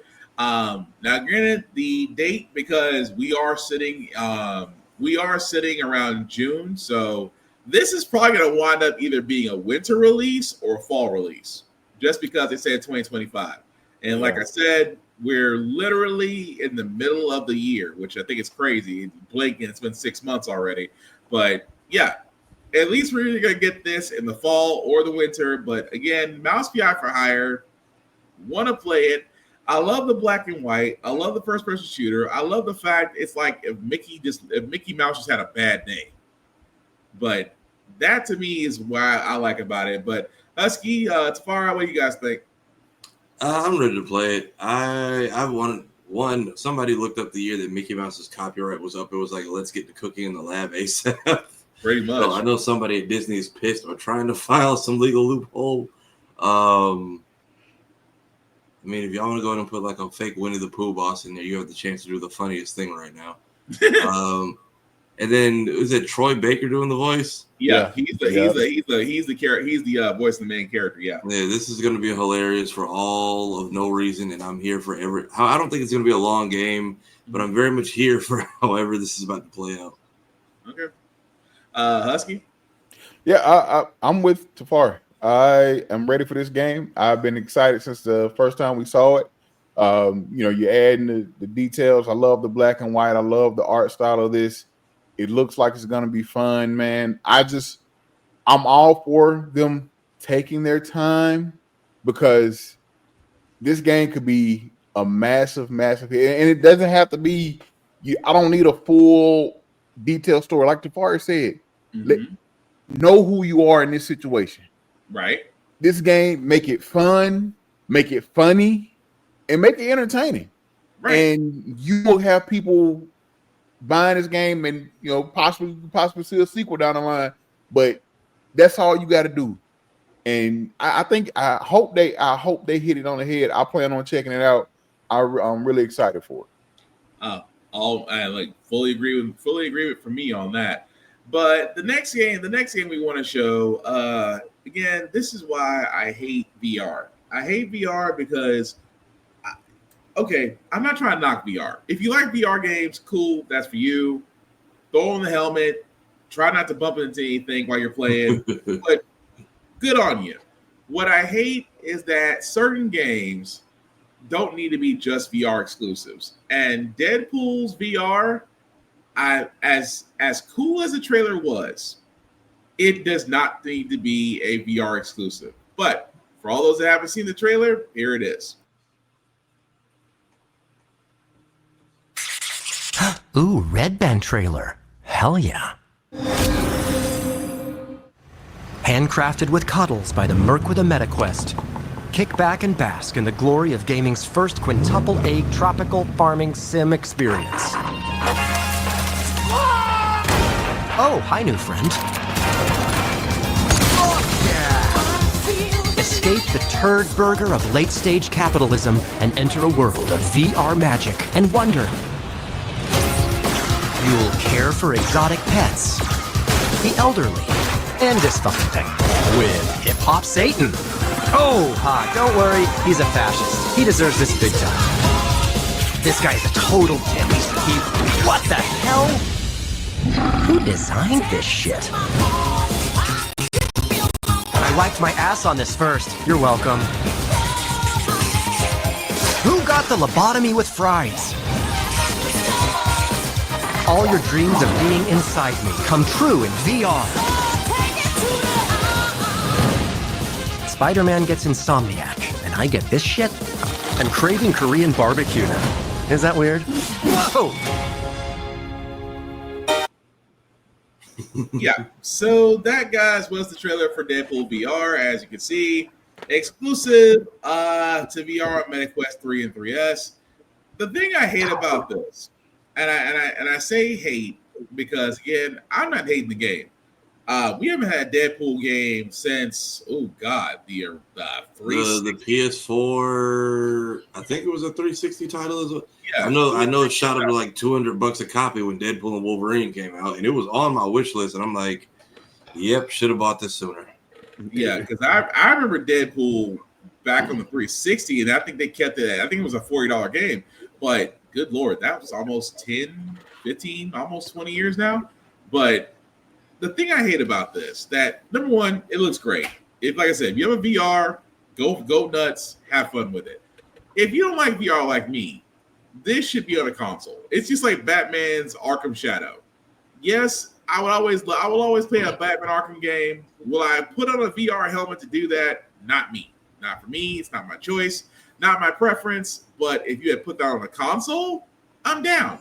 Now, I only point this out because, again, as Deadpool, or AKA Marvel Jesus, is starting to make his way into other things, I got to throw this question out, guys. I know it's going to seem stupid, but is this the game that makes you want to say, I'll give VR a shot? Or will you sit there and be like, I'm cool? I think it seems like a good one. They at least seem like they're using all of the MetaQuest abilities in it. This will probably be another bundle deal, though, if they don't get the sales they're looking for, because Arkham Shadow got sold with that console like at launch after like a month. Yep. Husky, Joe? I'm not big on VR. I played a little bit. I don't have a headset or anything, but I've played, here and there or what have you. It does look fun. It looks intriguing. Shout out to Neil Patrick Harris for doing a damn good job of voicing Deadpool. Is that who that is? Yes. Okay. Because when I first heard it, I saw the trailer earlier, and I was like, hold up. Is that Ryan Reynolds? That's not Ryan Reynolds. It can't be. I'm sitting here listening. He's hitting, like he's giving you those notes of Ryan. Yeah. But it's not, what I'm saying? You can kind of tell it's not him. But he did a damn good job. The comebacks are not as crisp, but you can tell there's a slight delay. Yeah. But it does look fun, man. And if the only way to play this is on a with the VR or what have you, it'd be something I would love to check out. But yeah. Joe, I think this will drive me to do VR games via somebody else's YouTube channel while I watch it. So vicariously watch through somebody else's stream. Yes. Yeah, I'm hoping it's just like a lengthy game. I don't know how long this VR game. Apartment. I can't take this chance of me running into a table. As long as you don't appear on one of those videos where people are doing VR, and at least you're not the guy that went through a plate glass window through a door. At least you're not him. Hey, we watch people go through their televisions with a Wiimote and a bad wrist strap, so it doesn't take much. I mean, we bowling and we tennis have costed many a flat screen TV. But again, let us guys know what you think in the comments of Deadpool VR. And like I said, if it makes you want to try it, go for it. Like I said, I will wait till someone has the good sense to put on the console. But updates we also did get during the Summer Games Fest stream, especially for Street Fighter 6. They also told us about the Year 3 character reveals, and they're interesting. I will leave it at that as I play the trailer featuring Kenny Omega. Best battle. Next time, Kenny.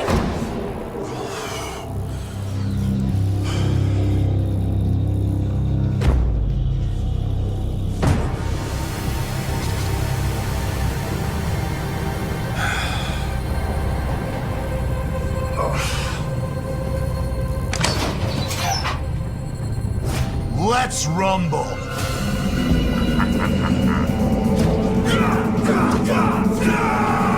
Alex.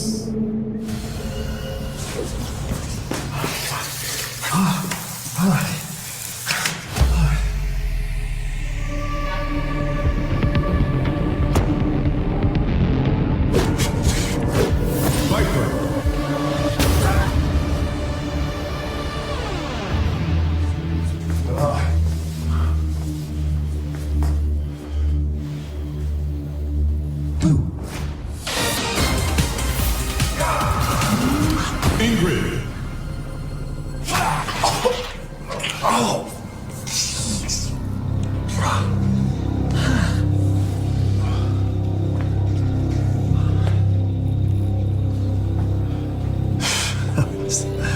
That was crazy.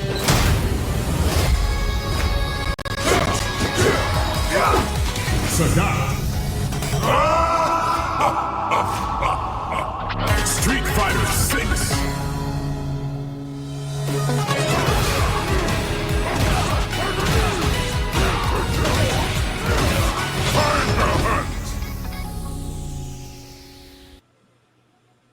All right, so that guys was the trailer for year 3 of Street Fighter 6.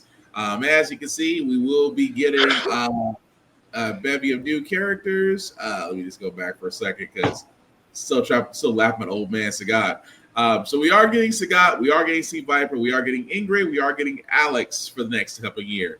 So I know it's say what? Move over. This is a Joe rant. I was gonna say, how do we feel about the roster or them all being cosplayed by one guy? Right. More than likely, I feel like Kenny Omega is going to do the voice work for Alex, and this is where we throw out kids go to sleep. Why the fuck do we have Ingrid in this goddamn game? No one likes her. Ingrid? She comes from the worst Capcom fighting game ever, Capcom Fighting Jam. She's a horrible character there. She's a horrible inclusion in any game she's in. Why in God's name did we put her in? I understand why we don't have Makoto. Makoto with Drive Rush is a scary, scary thought. If you play Street Fighter, Makoto with Drive Rush is a terrifying problem. What if Justin Wong starts playing as Ingrid? No one plays Ingrid anyways. If they play Ingrid, shoot them. They are a lizard person. If they like Ingrid, they need to be on a list from the government. This could have gone to Sean. This could have gone to Necro. This could have gone to, well, technically not El Fuerte. No one plays El Fuerte. Same thing. If they like El Fuerte, that's a lizard person. This could have gone to Laura. This could have gone to anybody. Falk, Seth, Urian, Necro. I'll even take bland-ass Abel from Street Fighter 4 over Ingrid. Why in God's name is she here? That sounds like an intense hatred for Ingrid. I'm honestly not against it. I can see Sagat, I can see Viper, I can see Alex. I played all of them. I've never played Ingrid, so I've never played it, so I can't say it. So up. Alex looks sick as hell. I love this new version of him. Viper looks fantastic. Sagat, I don't have an issue with Sagat being there, but I don't see the reason why Sagat is there anymore. Because Sagat's primary motivation is to improve Ryu, and Ryu at this point is a master who is recognized by Oro True. And that's why he has that Master Sash. So Ryu is so far beyond Sagat at this point. I'm guessing now the story is reversed and Sagat's got to go after Ryu. And it could be because Sagat is coming. Sagat is like July, August. It could be the old Vegeta story. You know, I'm gonna hate you regardless, but I I have to thought level that he hates you and then hooks up with the world's richest woman. Yeah, and that's why that marriage works. There's a hot anime take for you, Tafari.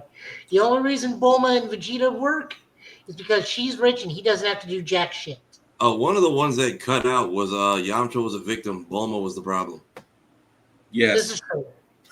Yes. Husky, Tafari, what do y'all? He was legit giving directions to somebody and she freaks the hell out. Oh, there's a part of the DLC for Kakarot where the same thing happens. He's like, this girl asked me to help lift them from the heavy, and then Bulma yelled at me. I don't know what I did wrong. So everyone's like, oh yeah, so Yamcha was a victim, and no one noticed for like 40 years. Of course, there is also the mission in DLC where you find out Yamcha is dating 4 women at the same time. See? But, yeah. So, Husky, Tafari, what do y'all guys think of year 3 for Street Fighter 6 so far for these new fighters? I know Sagat, and that's it. So Street Fighter people have fun with 3 out of 4 of these, I guess. Yeah, I don't know. I know Viper and I know Sagat, of course. Listen, I shout out to Kenny Omega. Like the Sagat cosplay. Or listen, I didn't know I needed that to the day. Like I shout out to Kenny, man. But other than that, man, like I said, I'm not familiar with the other fighters, but Sagat and Viper. But looks like some good stuff outside of Ingrid, according to Joe. Joe has a hatred for Ingrid. You know, people have people they don't like. So characters they don't like. So I have a sound for that. Ingrid. My thoughts on Ingrid. I'm just Joe had a whole dissertation on why Ingrid should not be in this game.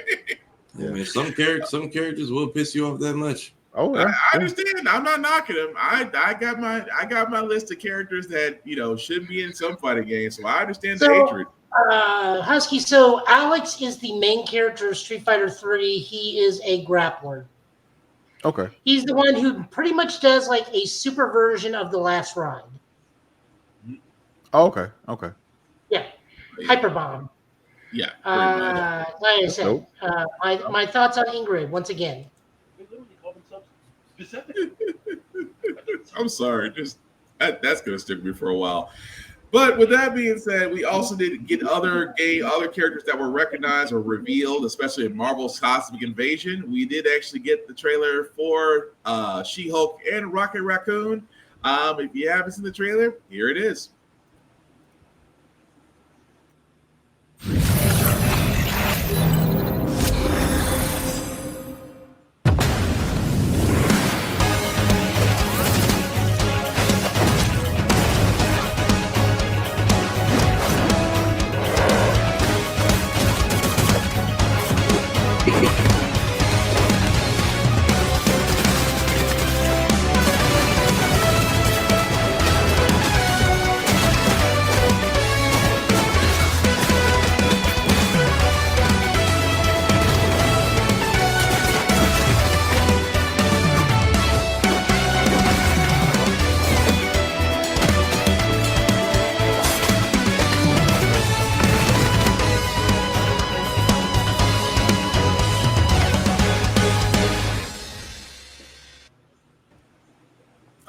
So that was the trailer the official trailer for She-Hulk and Rocket Raccoon being in Marvel's Cosmic Invasion, along with Nova, Wolverine, Captain America, Venom, Spider-Man, Storm. I want to say Gladiator. Quasar, thank you. Also being involved in this. Go ahead, Joe. I only have one issue with She-Hulk in this whole thing. What's that? And that is everybody else is in their mid-'80s costume, and She-Hulk is in her current 2020s costume. Shit, that is not 80s She-Hulk. I couldn't tell until you said it. I thought that was her old school, like 90s, 80s cartoon type of. or aesthetic at least. Old school She-Hulk was like a full body purple full leotard, body suit. or Yeah. sometimes the Fantastic Four leotard. Yeah. I don't know. I'm not against it just because. I'm not against it. It's just one of those. It's gonna bother me because everybody else is again in their '80s costumes. Mm-hmm. So that's just me. I can see that. Husky, Tafari, any thoughts? Although Rocket, I knew they would draw Rocket that way. The quintessential Rocket from Guardians of the Galaxy is pretty much the roadmap on how Rocket is going to be drawn anyway. So I'm not against it. But I like it. But what did you guys think? I'm curious how many people they're going to add to this thing, because really this is another thing. You have the side scroller, you have Rivals, you got Tokon, and it's just how many characters are y'all adding total, or how long? Are y'all just waiting to see how it does? Like, how much are we in for? Because I'm not trying to support something that y'all just, when the last update's out, it's out. Yeah. I don't know. I would think. I'm sorry. Go ahead, Husky. I'm sorry. Oh no! If this is the same company that gave us TMT Shredder's Revenge, right? Yeah. I'm pretty sure we're gonna have like a definitive roster for release, and then we'll get stuff like later on or whatever. Just like they did with we got Sarai, Usagi, they added those in case. So we saw those get added in later on. So and they're good at or adding characters and keeping the game, kind of adding things to the game. So I'm assuming we're probably gonna get a definitive roster for the release, and then after that, it'll be down the line where we'll start seeing, hey, here comes Ghost Rider, or hey, here comes Cyclops, something like that to that nature. Yeah, I see that. I think it's gonna have. It might not have a big enough. It might not have a biggest roster for Fighting Souls, but I think it's gonna have a nice roster because again, this is a different Marvel game, and I'm gonna be honest. If this is the strategy they're going with between Fighting Souls, Cosmic Invasion, I'm forgetting another one. I'm forgetting Rivals. If this is what they're doing, hey, it's solid. It's working, and like we were saying before, it's different varieties for each game. So again, if you don't like one, the other two are bound to get your attention. And I think Joe mentioned it earlier, man. Keep them separate from the movies. They don't have to match the movies. Yeah. We don't need now. If you want to do like Rivals does, or you can do it with the Fighting Souls. Throw in different variations like skins if you want to do that. Movie skins. That's fine, but let's not try to interact with the movie. Let this be their own separate thing. You can still do that. Just like it's a good number of Marvel games in the works. Supposedly the Iron Man game being worked on over there. I forgot about that. Even though they canceled the Black Panther game, but they still got Iron Man in the works. You still have Amy Henning's Captain America and Black Panther game, 1943, Rise of Hydra. I really hope we get that one. I really hope we get that one. We'll get that before GTA 6. Oh yeah, and that because they got pushed back till next year. So I'm just hoping they go through. I got a chance to speak with Kari Payton. He's voicing Azuri in that game. So and I cannot. Listen, I already saw. I said one of my dreams is to once we get a release date, I am going to try my best to get an interview with him, like actual just a conversation about the game, and I can't wait, man. Nice.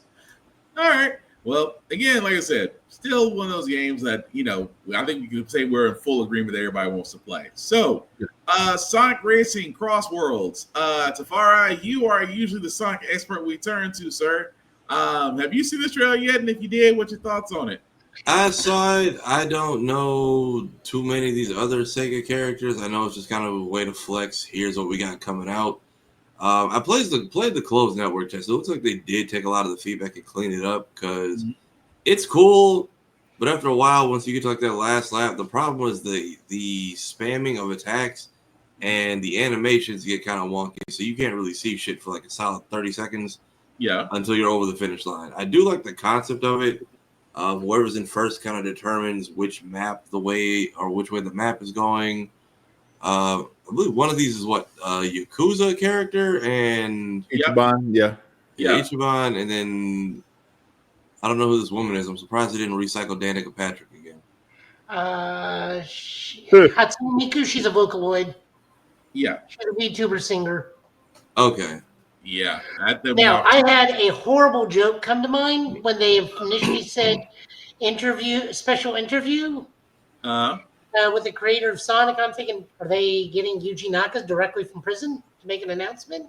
I was gonna say, like, did they put a recording thing in the cell, or I think he's I'm just home. like, live from prison, Yuji Naka. It's like, really, Joe? Not directly from prison. Anyway, here's the trailer for Sonic Cross Worlds.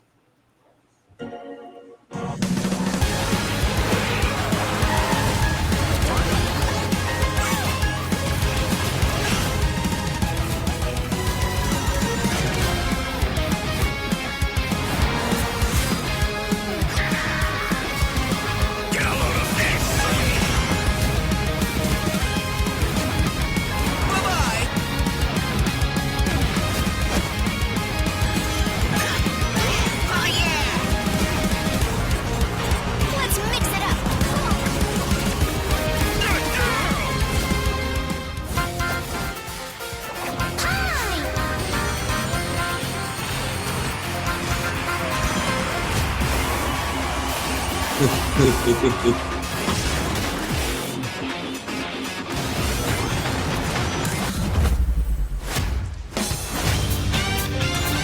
Oh yeah. I forgot about him.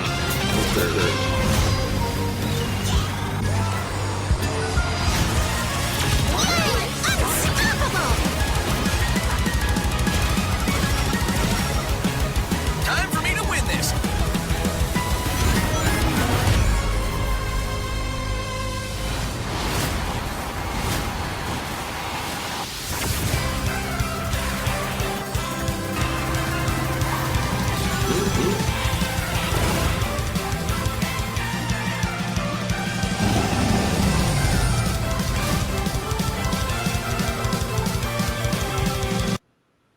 Yeah, that was the other part of that too, was that Minecraft is going to have a cross-play with Cross Worlds.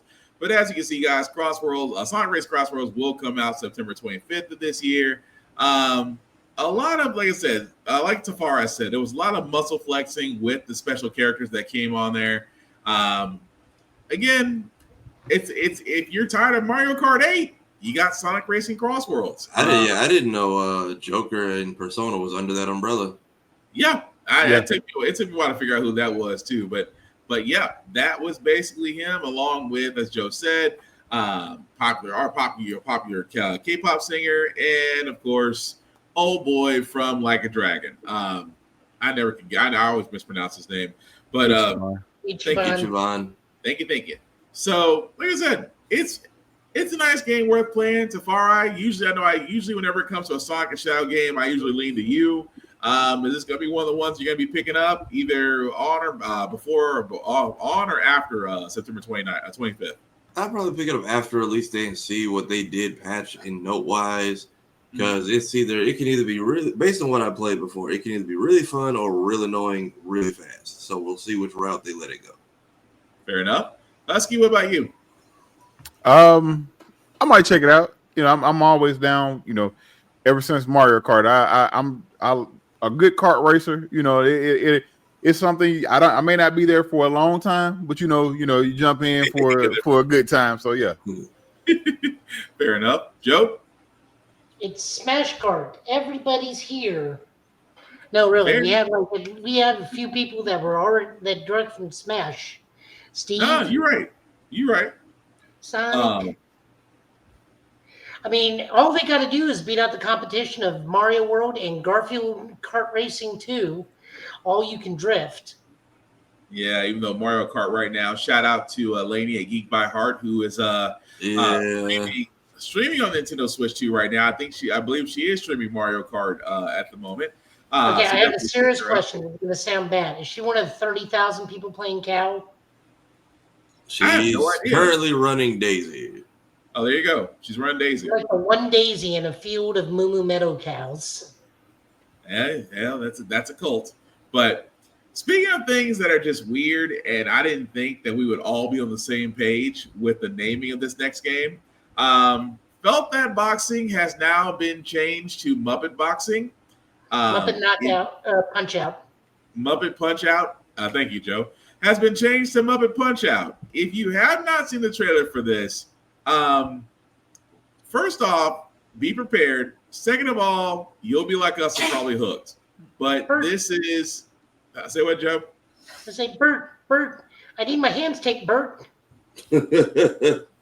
Although this is Felt That Boxing, we've called it Muppet Punch Out. Here's the trailer.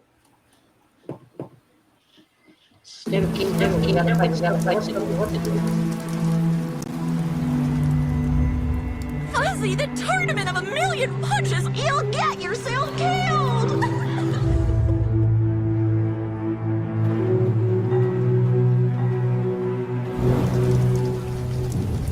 All right, you little sick of fuzzy shit. Show me what you got. What? If you're gonna be champ, we gotta transform you. Why are you even here? Don't waste my time.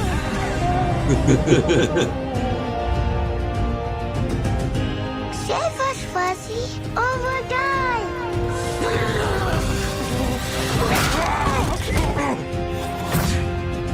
Attaboy. Attaboy. Eat bread, grab burnt toast, carb load. This meat ain't gonna beat itself. I've been taking dumps in there all day. Jab. What part of the game? Oh, here we go.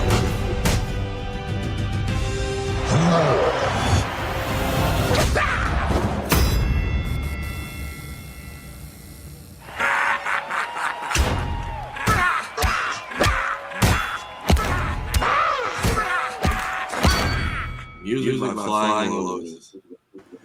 Oh, I'm sorry. I had to make sure I was laughing so hard to make sure I was muted. Listen, that's hilarious.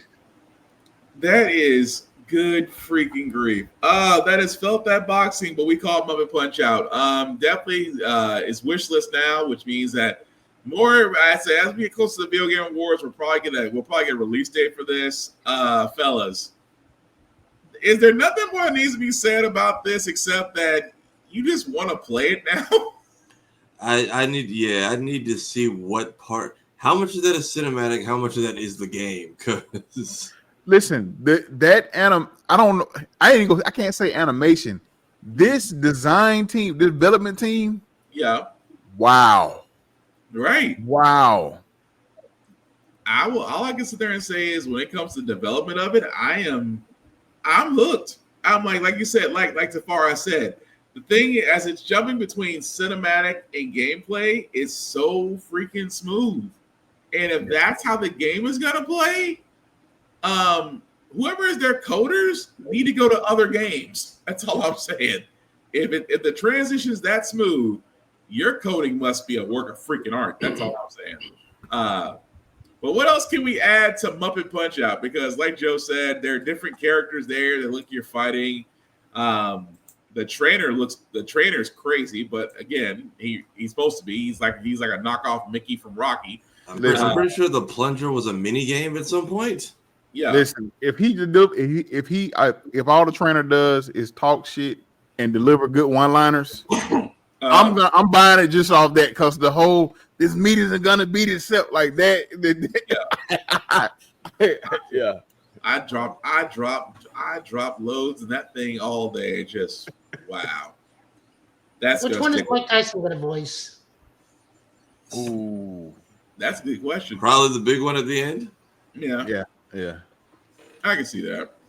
But yeah, I think fellas we're all in agreement that we would like to play this. I can't see any cons out of this game outside of the fact that it looks great. It's done with puppets. What was the last game that was done with puppets? I can't Wasn't there that survival horror shooter where you had to go to a Muppet studio and it was kind of haunted? Five Nights at Freddy's. It was real big for a hot second.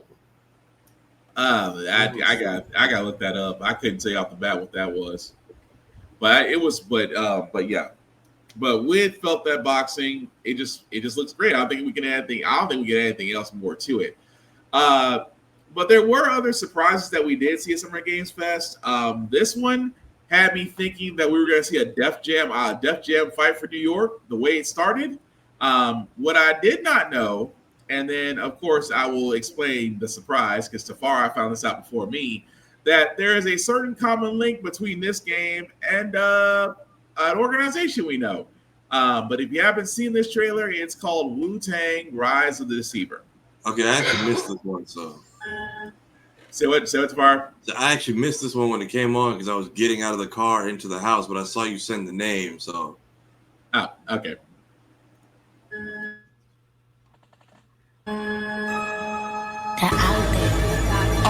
Gotta rescue mom. This is what we gotta protect. We cannot choose where come. People's dreams get snatched up. Find Inspector Deck, find Rizzo, find Master Kill, find Jizzle, find Method, find Raycon, you find Kappa, find Ghostface Killer. Where is the Wu-Tang Clan? Find them.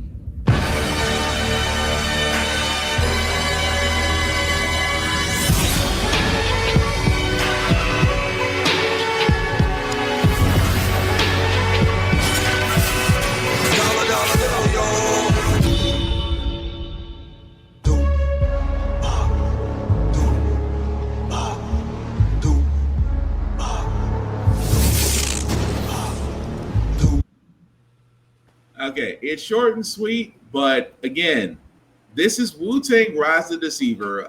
Literally, as you see, presented by Ghostface Killer. Definitely are obviously approved by the Wu. At the same time, you best believe there's a soundtrack behind it. Also, the group that is behind this game is also associated with the 9B Collective.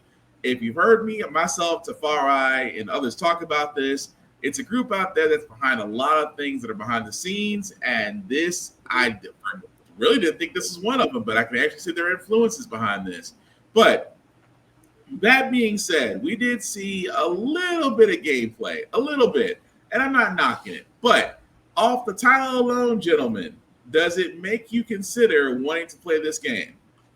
Yeah, the gameplay actually looks pretty good.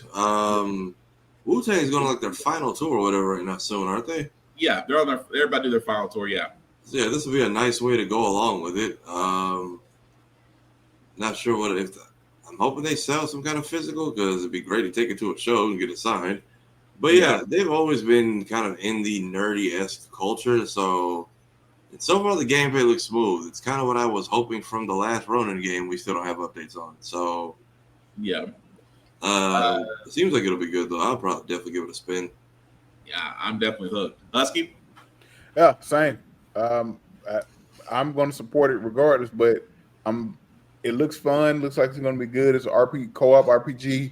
I love a good RPG, so I'm here for it. I'm here, and so I can't remember who mentioned it, but the soundtrack is going to be a banger, just off rip. So absolutely, definitely, yeah. So cool, Joe.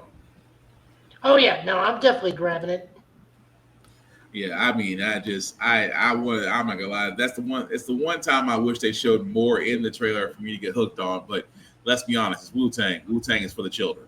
So, I mean, if you don't know what that is, that means you are way too young and you need to be educated. That being said, 3 more trailers, guys, before we call tonight. I start with this one because, again, Omnimusha, Way of the Sword. We've talked about this on this show multiple times whenever there's something, any more information comes out about this. Husky, have you seen any trailers for Omnimusha, Way of the Sword? I saw the one today, and I think I saw the one they showed at whenever they revealed it, what have you. But yeah, I saw the one today. It did look pretty good. Yep, it definitely did. But for those that have not seen it, here's the trailer.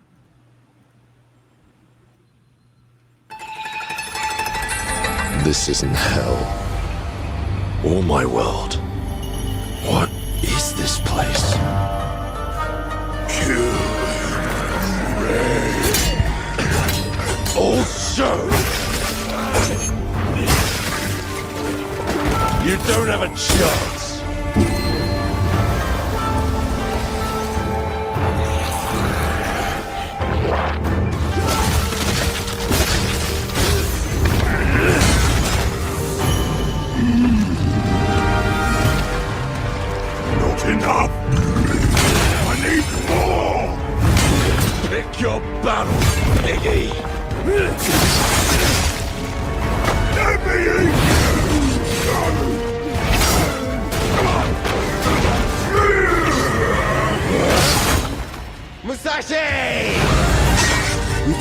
the same thing, Musashi. But there's only room for one at the top. And it won't be a coward who runs from jewels. Words never did work between us, did they? Sasaki Ganryu.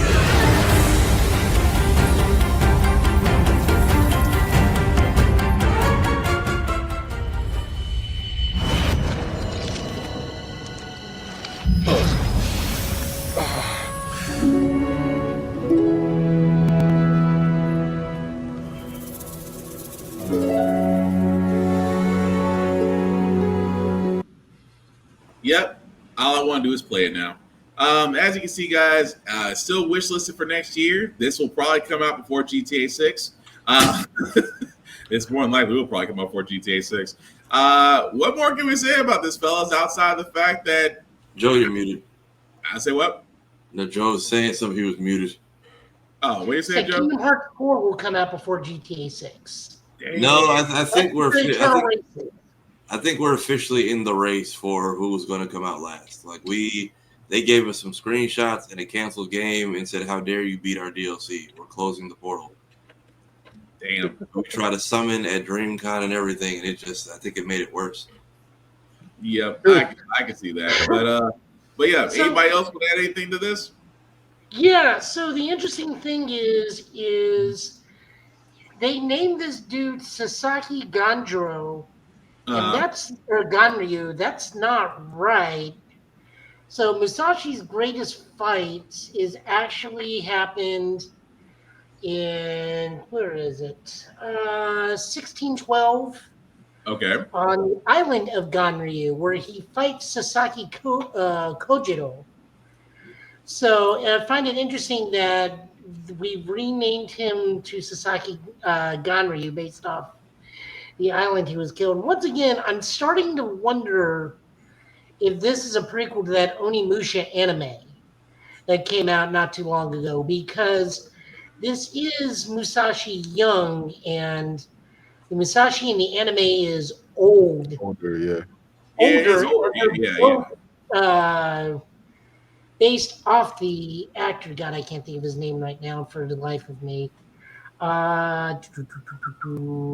fact, there's even a Toshiro Mifune movie based on the fight called Duel at Ganryu Island. It might be a play on words. I think it might be a play. I think it might be a play on the name versus them actually going to the fight. It probably definitely is, but once again, both versions of Musashi here and in the anime are both played at different stages of Toshiro Mifune's life. Like, old Mifune is the face of Musashi in the anime. And this is based on young Mifune as young Musashi in the game. So this has to be a prequel. Probably so. Because he fights... Sasaki is the final boss in the anime too, or one of the final bosses in the anime too. True.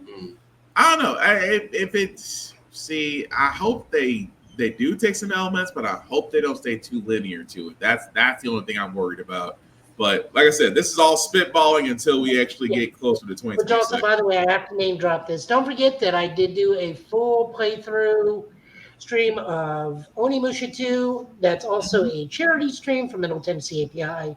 The donation is in the link in all the videos. They are an API advocacy group and just overall a good community building group I'm very, very happy to be a part of. They are all bot texting. Some of them are texting me on what my Final Fantasy MTG pools were. So also that, but no, I am really looking forward to this. It is my hope that we will get to Onimusha 3 and Onimusha Dawn of Dreams remastered, because Dawn of Dreams did not get enough love, because that just came out like at a bad time where it just didn't do well, and that's what killed the franchise. Yeah. But I mean, we had Onimusha Tactics on Game Boy. We had that not Smash Brothers, Power Stone, Onimusha Warlords. Which kind of says a lot, but yeah. I mean, like I said. Well, I hope we get the one with Jean Reno. Oh, I'm pretty sure we will with Way of the Sword. But like I said, as we said, at this point, it's all about who gets to 2026 and beats GTA 6 first. Next to last trailer that we do got, guys. Again, we actually have a name for this one. We were calling it Project Century for the longest time. It actually has now a name to it. The next from Ryan Gotta Studios, called Stranger Than Heaven. And I'm gonna be honest, looks nice. When a song in my heart ever since we've been alone, whenever I'm feeling blue, let it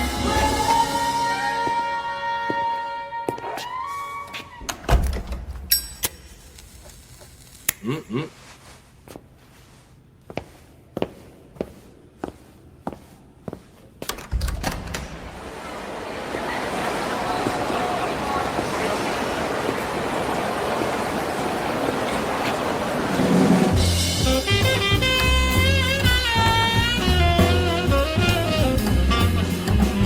I've been running, struggling, no words to speak. It's time I close my eyes to breathe again. There used to be a time with the light and the laughter. Still running young and worry-free. Let us take love on life. Got a name? Mako Daito. Daito. A Jap then, huh? Don't I look like one? You're not? Hold on. So, what are you then? Shana. 俺が知りてえや。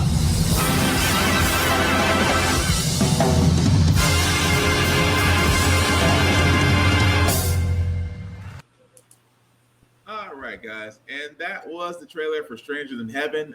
Was formerly known as Project Century. Is the next game from RGG Studios.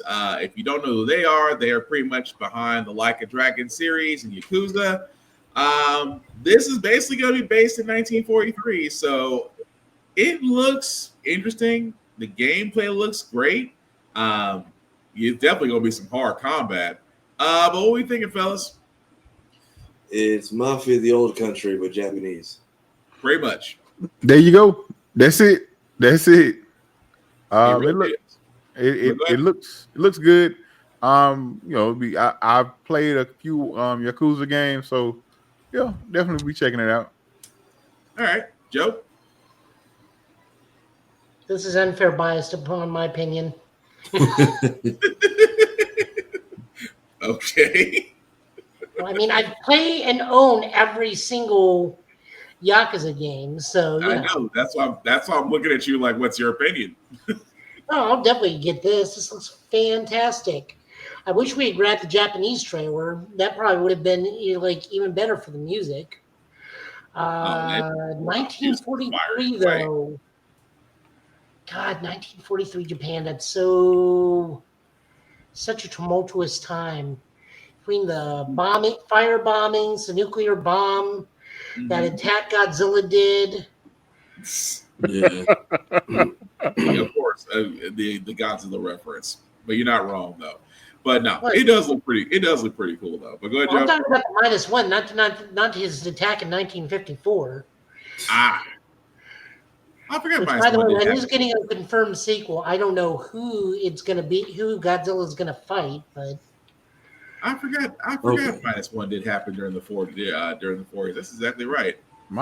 Just regenerate into the Godzilla that supposedly is the original Godzilla. So yeah. No, Godzilla joking aside, this looks really good. We're definitely going to have to fight some Americans. I know that.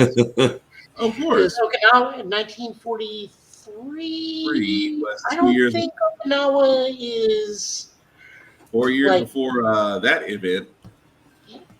No, Okinawa, where we put up an army base on Okinawa. Yeah. Yeah. Okay. Yeah. But I mean, there are still naval ships where the Americans can like come to the mainland at that point. True. So, oh my God, I just realized we're gonna have to find sailors, aren't we? Yep. You're God gonna damn. fight. You gotta fight Navy, man. You're probably gonna wind up fighting. No, I'm thinking of what's the Sega game where Which it's way you talking basically about? after that? You're not talking about Like a Dragon 3, are you? Like a Dragon 3. No. It's a whole franchise where the third one finally came out and it sucked. It's a Sega game. Shenmue. Oh yeah, 3? Shenmue. I'm making the Shenmue reference because he had to find sailors. Oh, okay. That's like Shenmue. Yeah, that's true. Shenmue 3 did it to fight sailors. No, I'm just sitting there thinking, it's like, no, I'm really looking forward to this. This is a very interesting time period for any organized crime game because this is the height of organized crime. Like between here to Vietnam, this is a big rise in organized crime almost across the globe, but mostly America and Japan. Yeah, Primarily America. Yeah, but it should be interesting though. It should be interesting because, like I said, RGG Studios hasn't put out a bad game yet, so we will definitely see. But the last trailer we do got, guys, before we do call tonight, again, I held this off because Capcom decided they wanted to tease us, and then, of course, in typical Summer Games Fest fashion, the last trailer is always a surprise that nobody saw coming. And what it was the announcement of the next Resident Evil game, Resident Evil Requiem. If you haven't seen the trailer, let me stress this very heavily. It's Resident Evil, which means viewer discretion is advised.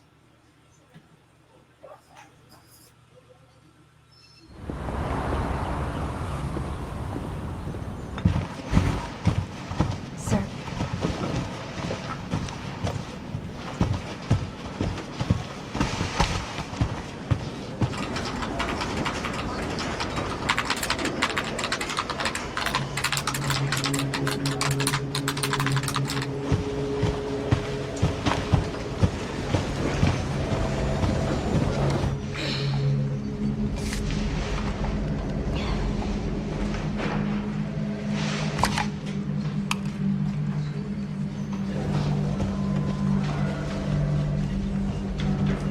Grace. Grace. Grace Ashcroft. Yes? My office. Coming.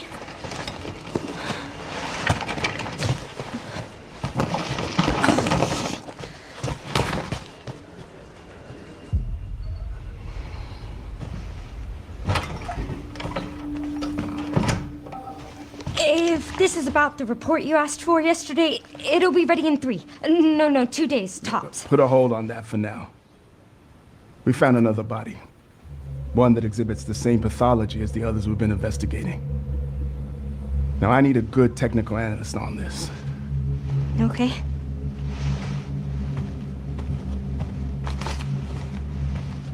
I need your eyes on the crime scene.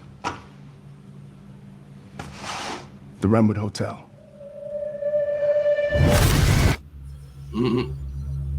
I know that's where your mother was murdered. Alyssa died 8 years ago. Perhaps it's time for you to face the past. Grace.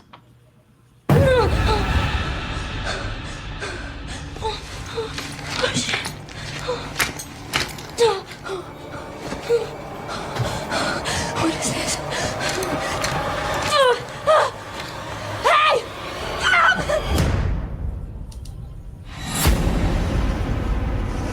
Stay close.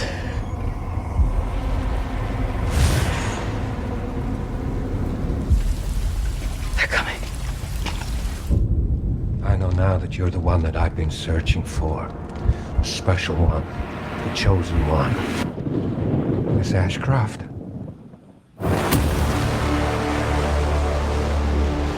Investigating all these strange deaths, huh? We need to keep our voices down. Have you seen the same shit I've seen? Please know that you are my hope. Everyone's gone. Stay away from that!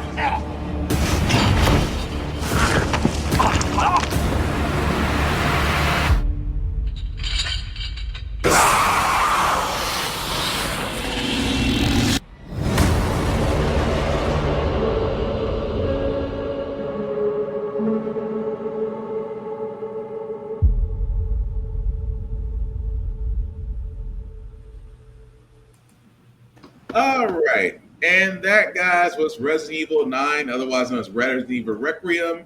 As you can see, will still be GTA 6 coming out next year, February 27th of next year. I will say this, I'll just keep it short and sweet. As a Resident Evil fan, I'm playing it. Biohazard brought me back to the series because 6 was terrible. 8 being Village, loved it to death. So I do love the fact that Requiem being 9, I'm still going to play it. Love the fact they're taking Ashcroft's character from Outbreak and really running from that one. If you haven't played Resident Evil Outbreak, this is basically the continuation of that character. I know a lot of people are wondering, why are we not going with Rose Winters? Keep in mind, that story is still ongoing because everybody thought that, she would be the next character of everybody thought she would be the main character in the next Resident Evil series, considering the fact of her DLC. Keep in mind, she's still with the BSAA. She's still out there in the world. So she actually may appear in another Resident Evil game.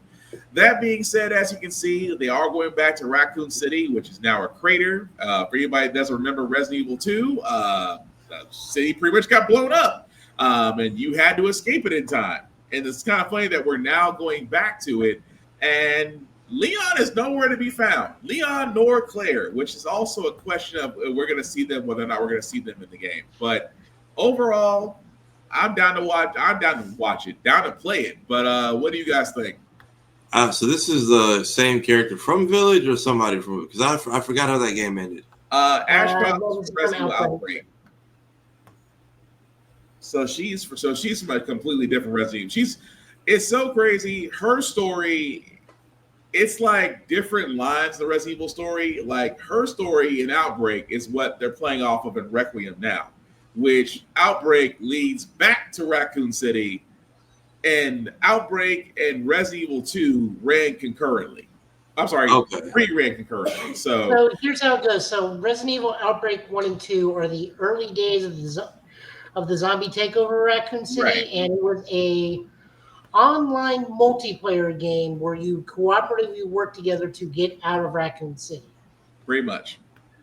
Over 1998, 99, 2000 dial-up. Yeah. Internet gameplay. When internet speeds were not the speeds that we now know and love. Needless to say, the game is very easy, except for the fact that you were on dial-up. Yeah. Also, you had to fight a zombie elephant. Yeah.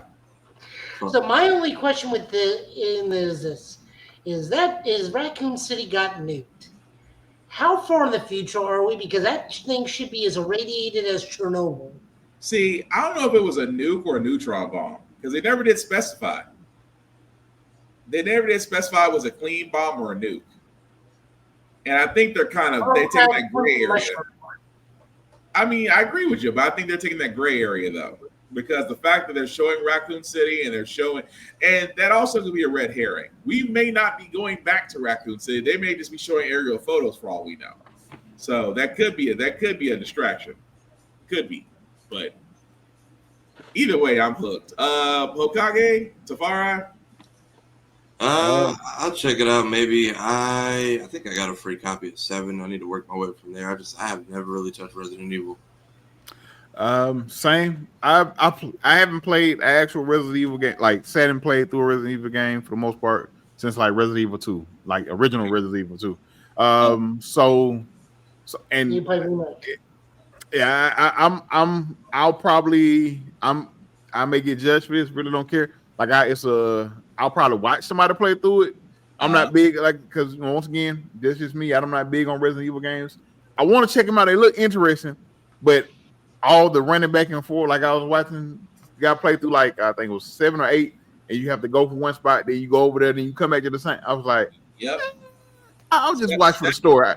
7 will have you learn. 7 will have you testing your memory very much. Yeah. Between 7 and 8, they'll have you testing your memory. Yeah. It was like I said, it's a great series, great games. I love the lore. I love all the lore. Like that's why I'll watch somebody play it. It gives me an opportunity to kind of watch and see what's going on, get the story. So I'm probably gonna watch somebody play through it, but it looks really good. Okay. Joe, anything more you want to add to Resident Evil Requiem? I just want to know where Leon or Claire is and where that promised remake of Code Veronica is. Oh, we'll never get that. I won't be honest, and I'm just gonna say this before we wrap it up. We're not gonna get Code Veronica. We're not gonna get a because usually it works in that we get a remake every so often when they do a mainline. Yeah. So if it were anything, they will do a remake of 0, and then they'll do a remake of Code Veronica. 0 I agree with, but for some odd reason, Code Veronica is like the persona non grata that they will not touch. I don't know why, because again, Code Veronica was a great game. It does need to be remade and remastered, but for some odd reason, they don't seem to be too focused on it. I don't know why, but I mean, we kind of badgered them into making the remake of 2, so. We badgered them into the remake of Code Veronica at some point. We bullied them into 2 and 3. So that, although 5 deserved a remake too, because 5 actually got a bad rap, and I actually liked 5. But that's you got to cut out some of the game or re-engineer how some enemies look. Re-engineer them. I'm okay with that, but again, that's a whole other discussion we'll be forever and a day on. But that being said, guys, that's that boulder punching mini game a little bit more fun. That was unrealistic. But anyway, that being said, that's the trailers that we are for that also. But that's the trailers we're covering for Summer Games Fest. Again, guys, there were I know a lot of people are saying, but there are other things out there. I understand. But here's the thing. In 2 hours, they went through nearly 50 plus games. We barely got through 12 trailers in 2.5 hours. Again, these are our picks. It doesn't mean that we're experts. It's just the fact that things that have caught our eye, if things have caught your eye, let us know what you guys think in the comments.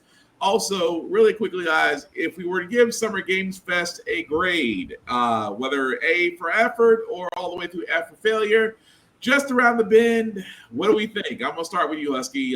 Grading Summer Games Fest, was it A through F? What do you think?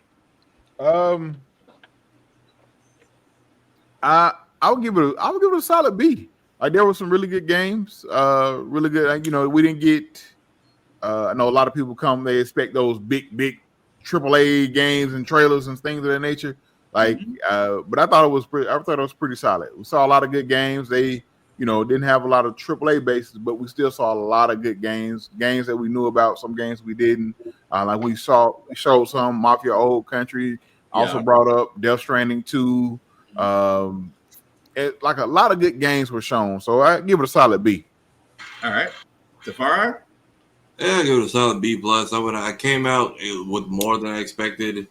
Ended up liking a lot more than I expected to as well. Also, notably, some of the stuff they clearly did fix from Sonic Racing Cross Worlds. Nice getting updates on when some games are actually coming out. Finally getting release dates. And then we still got 1,000 other things. So yeah, just bring back E3 at this point. Let them get like one last one and call it a 20th. Fair enough. Joe? I would love that. I give both of them a B. I mean, we had standout moments in the end, but there wasn't really anything. There were very few things that I was hyped for, either one of them aside from the endings. Mm-hmm. I mean, there's just bits and bobs all around, but not like wow and dazzling all the way through. But we're not entirely done because there's also Xbox coming, and then supposedly there's a Nintendo one potentially next week. Mm-hmm. So, I mean, we're not over yet. I mean, all Xbox I'm expecting them to come do is just come out going, we're hooked up with Steam, and then just leave. Yeah, pretty much. I mean, they wouldn't be wrong in that. I'm gonna join y'all guys in that as well for Summer Games Fest. I give it a B because again, I love the fact a lot of indie games have a lot more shine. I'm not disappointed in the fact that the so-called quote unquote big IPs didn't show here. Keep in mind, we still have the game show, Game Awards in December. So guaranteed between Summer Games Fest and the Video Game Awards, you will probably get your answer on whatever games you're waiting on between here and December. I promise you. But overall, still solid showing. And like Joe said, we still have other events that are happening during this weekend, and of course, Microsoft's with their developer digital on Sunday. So again, whatever news is actually happening, then we'll definitely bring it to the forefront for next week. So, with that being said, that's pretty much going to do it for this podcast. And as we do sign off, of course, guests always go first. Husky Hokage, thank you for being on with us. We certainly do appreciate it. It's definitely been an honor, sir. But we do like to do shameless plugging at the end of this show. So I'm going to start with you. Anything you want to let people know where they can find you, shows, and things of that nature? Sure. Appreciate it. Well, first off, thank you guys for inviting me, man. I really had a good time. Really enjoyed chilling with you guys. You can always find me at the Husky Hokage on pretty much everything. TikTok, YouTube, Twitter, Instagram. Also, I am a contributor / writer for gamersocialclub.ca. I have reviews, news articles, things of that nature. You can go check us out there. We cover all gaming stuff, whether it be big stuff, little stuff. We cover as a great group of people over there that I get an opportunity to kind of write with and work with. Also, I have a podcast as well. It's called Victory Road, a gaming podcast. We usually we drop on Thursdays, 7:30. You can check it under my Twitch channel at the Husky Hokage, or you can go to the Blurred Syndicate at YouTube. We're on there as well. But every Thursday, 7:30, me and my cousin we talk about games. We do interviews. Hopefully, we can get these guys to come on. But we do interviews. We bring on other gamers, and we just have a good time, man. But yeah, that's about it. Nice. Well, yeah, definitely have an honor having you on here at Get Bit, and I can tell you between myself, Tafari, and Joe, hey, if you invite us, we're there. Invite us there, and we'll definitely join you on that. But I do also got to throw it to the man, the myth, the legend, who at this point, let's just be honest, he's known. Tafari, you want to let people know what you're doing, sir? I will be locked away in a laboratory now that my computer is back from the grave for a third time or fourth. I've lost count at this point. Finally getting some stuff edited. I will be going through footage from MomoCon and DreamCon. We just dropped the press conference today, it was supposed to be just two people, but ended up being almost the entire Boondocks cast. So we have Gary Anthony Williams, Yamara Taylor, Cedric Yarborough, and Rodney Barnes. Those people are hilarious. Also did on Room Full of Blurs channel, I was cameraman. We got Megan Thee Stallion's whole panel. We got the Boondocks reunion. We have the surprise visit from Ironheart herself, as well as getting to watch the Ironheart trailer with Ironheart. My own channel, I dropped a small little think piece about just the current state of the con world. Wrap it up, lady, but thank you. Y'all still on. Wait, because I had it on the background of my other laptop. Did you finish? Yeah, but about to sign off. I think she's still playing. Yeah, I still have her live on mine, so she must have came over, took a peek. Nope. She wrapped it up. Stream ended 42 seconds ago. Okay. What was it? Yeah. Finally got to link up with a lot of people. You can catch me on the last two episodes of the How to Nerd podcast. We did a pre and post DreamCon wrap up with Cleo Thomas and the crew. Finally, after a year, got to hang out with the guys from Trapped in Anime TV. So That was kind of an on-the-fly thing, especially the ending. I just grabbed a bunch of random people. Let's see what else we have going on over here. Yeah, stuff coming on Blurred's Eye. Did a Goofy movie animatic for my idea for a third film, which Carl Jones gave my sister his props for her storyboard, so that's on the channel to check out as well. Follow me on all the things. I will keep y'all up to date when I remember what else I have to do. All right, sweet. Joe, the man who is always busy, especially during the API month. Will let people know what you're doing, sir? Oh, well, also, first off, happy Pride Month, everybody. Oh, yeah, we completely forgot that. Our bad. The actor of Martok from Star Trek says, "Glory to you and your preferences." So that's going on. So I will be with the API people in the Pride Parade this month as an ally. Tomorrow I will be at Nashville Comic-Con with the Tennessee Ghostbusters. Then after that, I'll be back with my API group, because we're going to Baymax for an all-you-can-eat Filipino buffet and karaoke. Nice. I do it big when I can. According to Scott Adams, I am now the meaning of life as I'm 42. Nice. That I got to chuckle at all means we can all be friends. We're back to streaming Mech Warrior hard mode.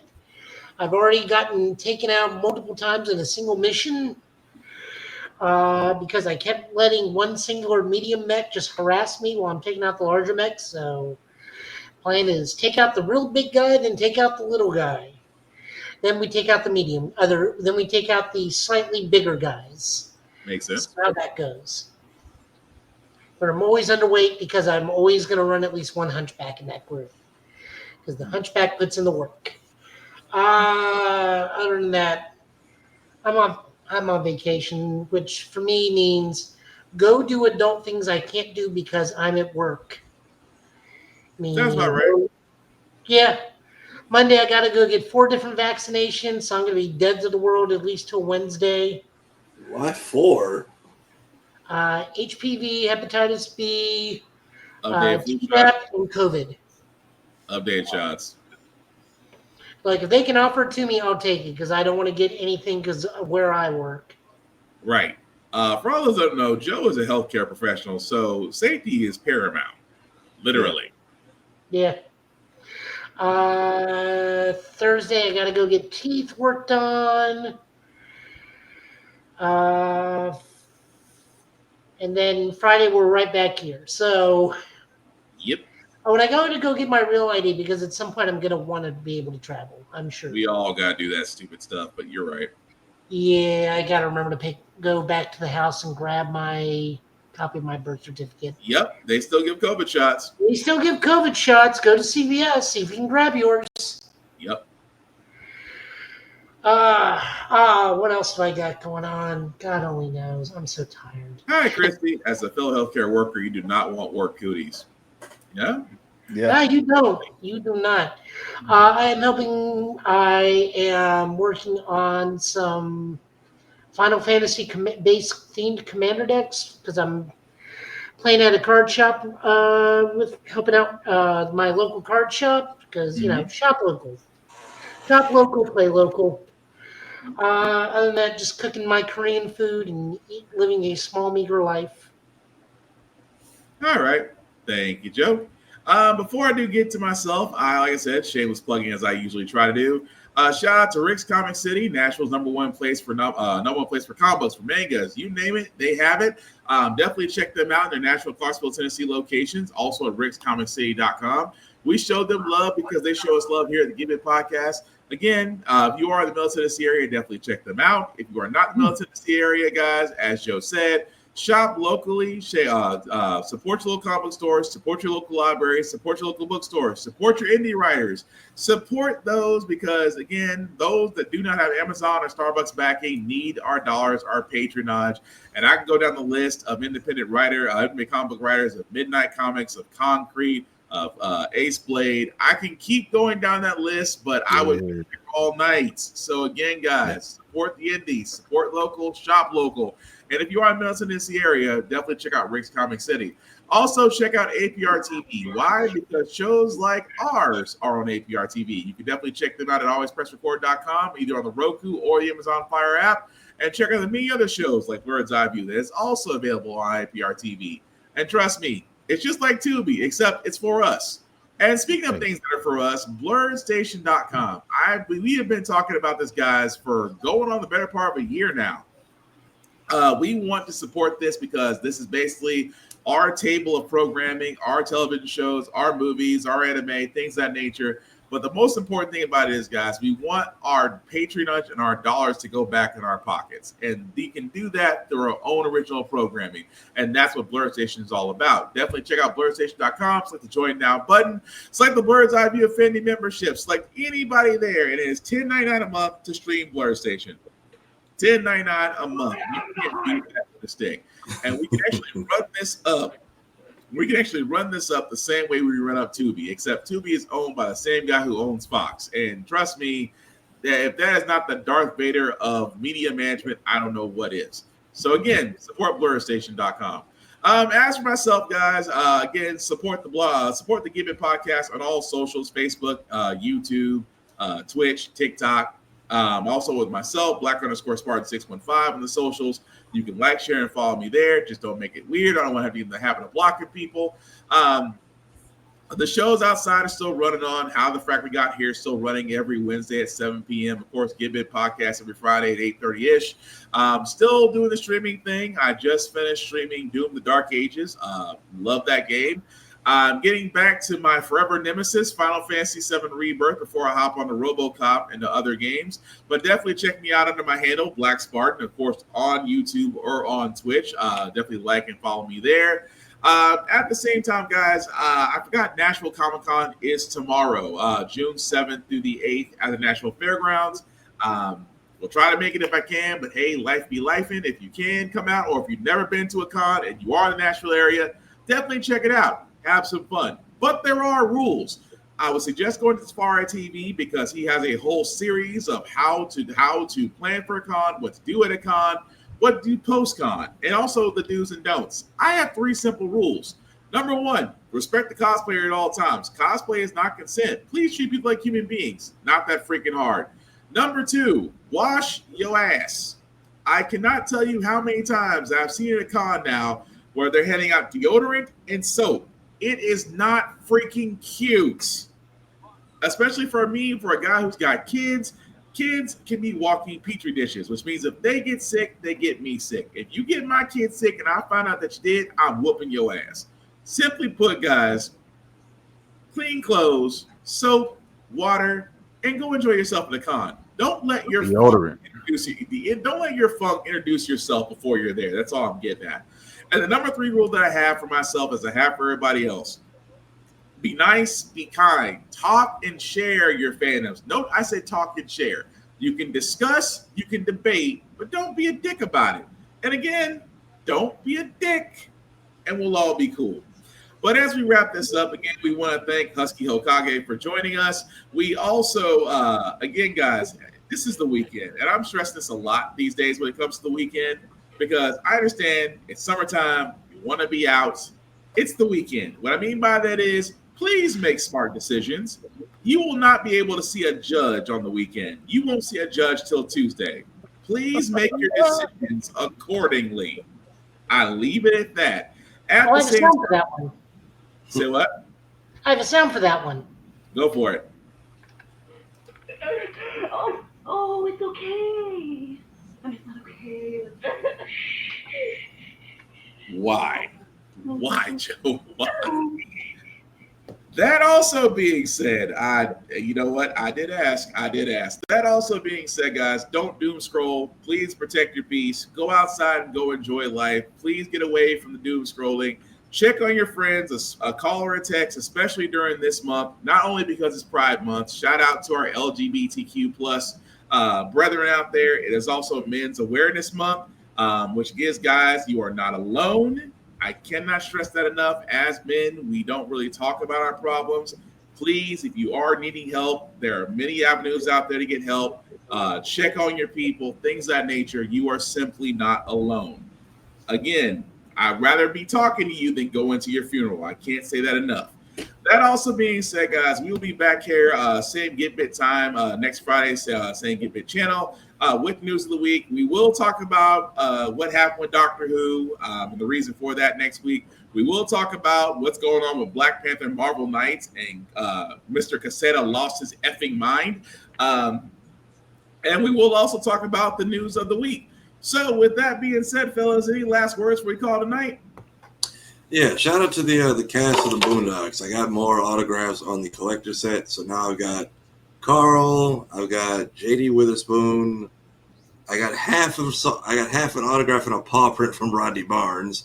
Got Gary Anthony Williams, Yamara Taylor, and Cedric. Also, cheat code, if you can, sneak into the vendor hall after they close. People give away a lot of shit they don't want. Just don't make it obvious if security starts yelling. Again, look, that's con knowledge. If you go to a con at the end of the time and the vendors do not want to take back stuff. Vendors would rather leave with cash than with inventory. And you'll be surprised, and I'm not saying it's a guarantee, but you'll be surprised how much you can get for less if you catch them at the right doggone time. That's all I'm saying. I got like 5 of the same damn jacket. I don't know what I'm doing with all of these. So, see, like in Tafara's case. Giveaways. He walked away with giveaways. I live with women. These are getting claimed. But I was gonna say, yeah, they're all hoodies. They won't make it out of the house. Damn. With that being said, again, Husky Hokage, thank you all for joining us. He's been Husky Hokage. He's been Joe. He's been Sparra. I have been Will. This has been the Get Bit Podcast for tonight, guys. Thank you all for watching, for liking, for giving us your comments. We will catch you on the flip, guys. Take care of yourselves and each other, and I promise we will get through this. Have a good weekend. Please be safe. Make smart decisions, and Monday's coming. Peace. Just watch.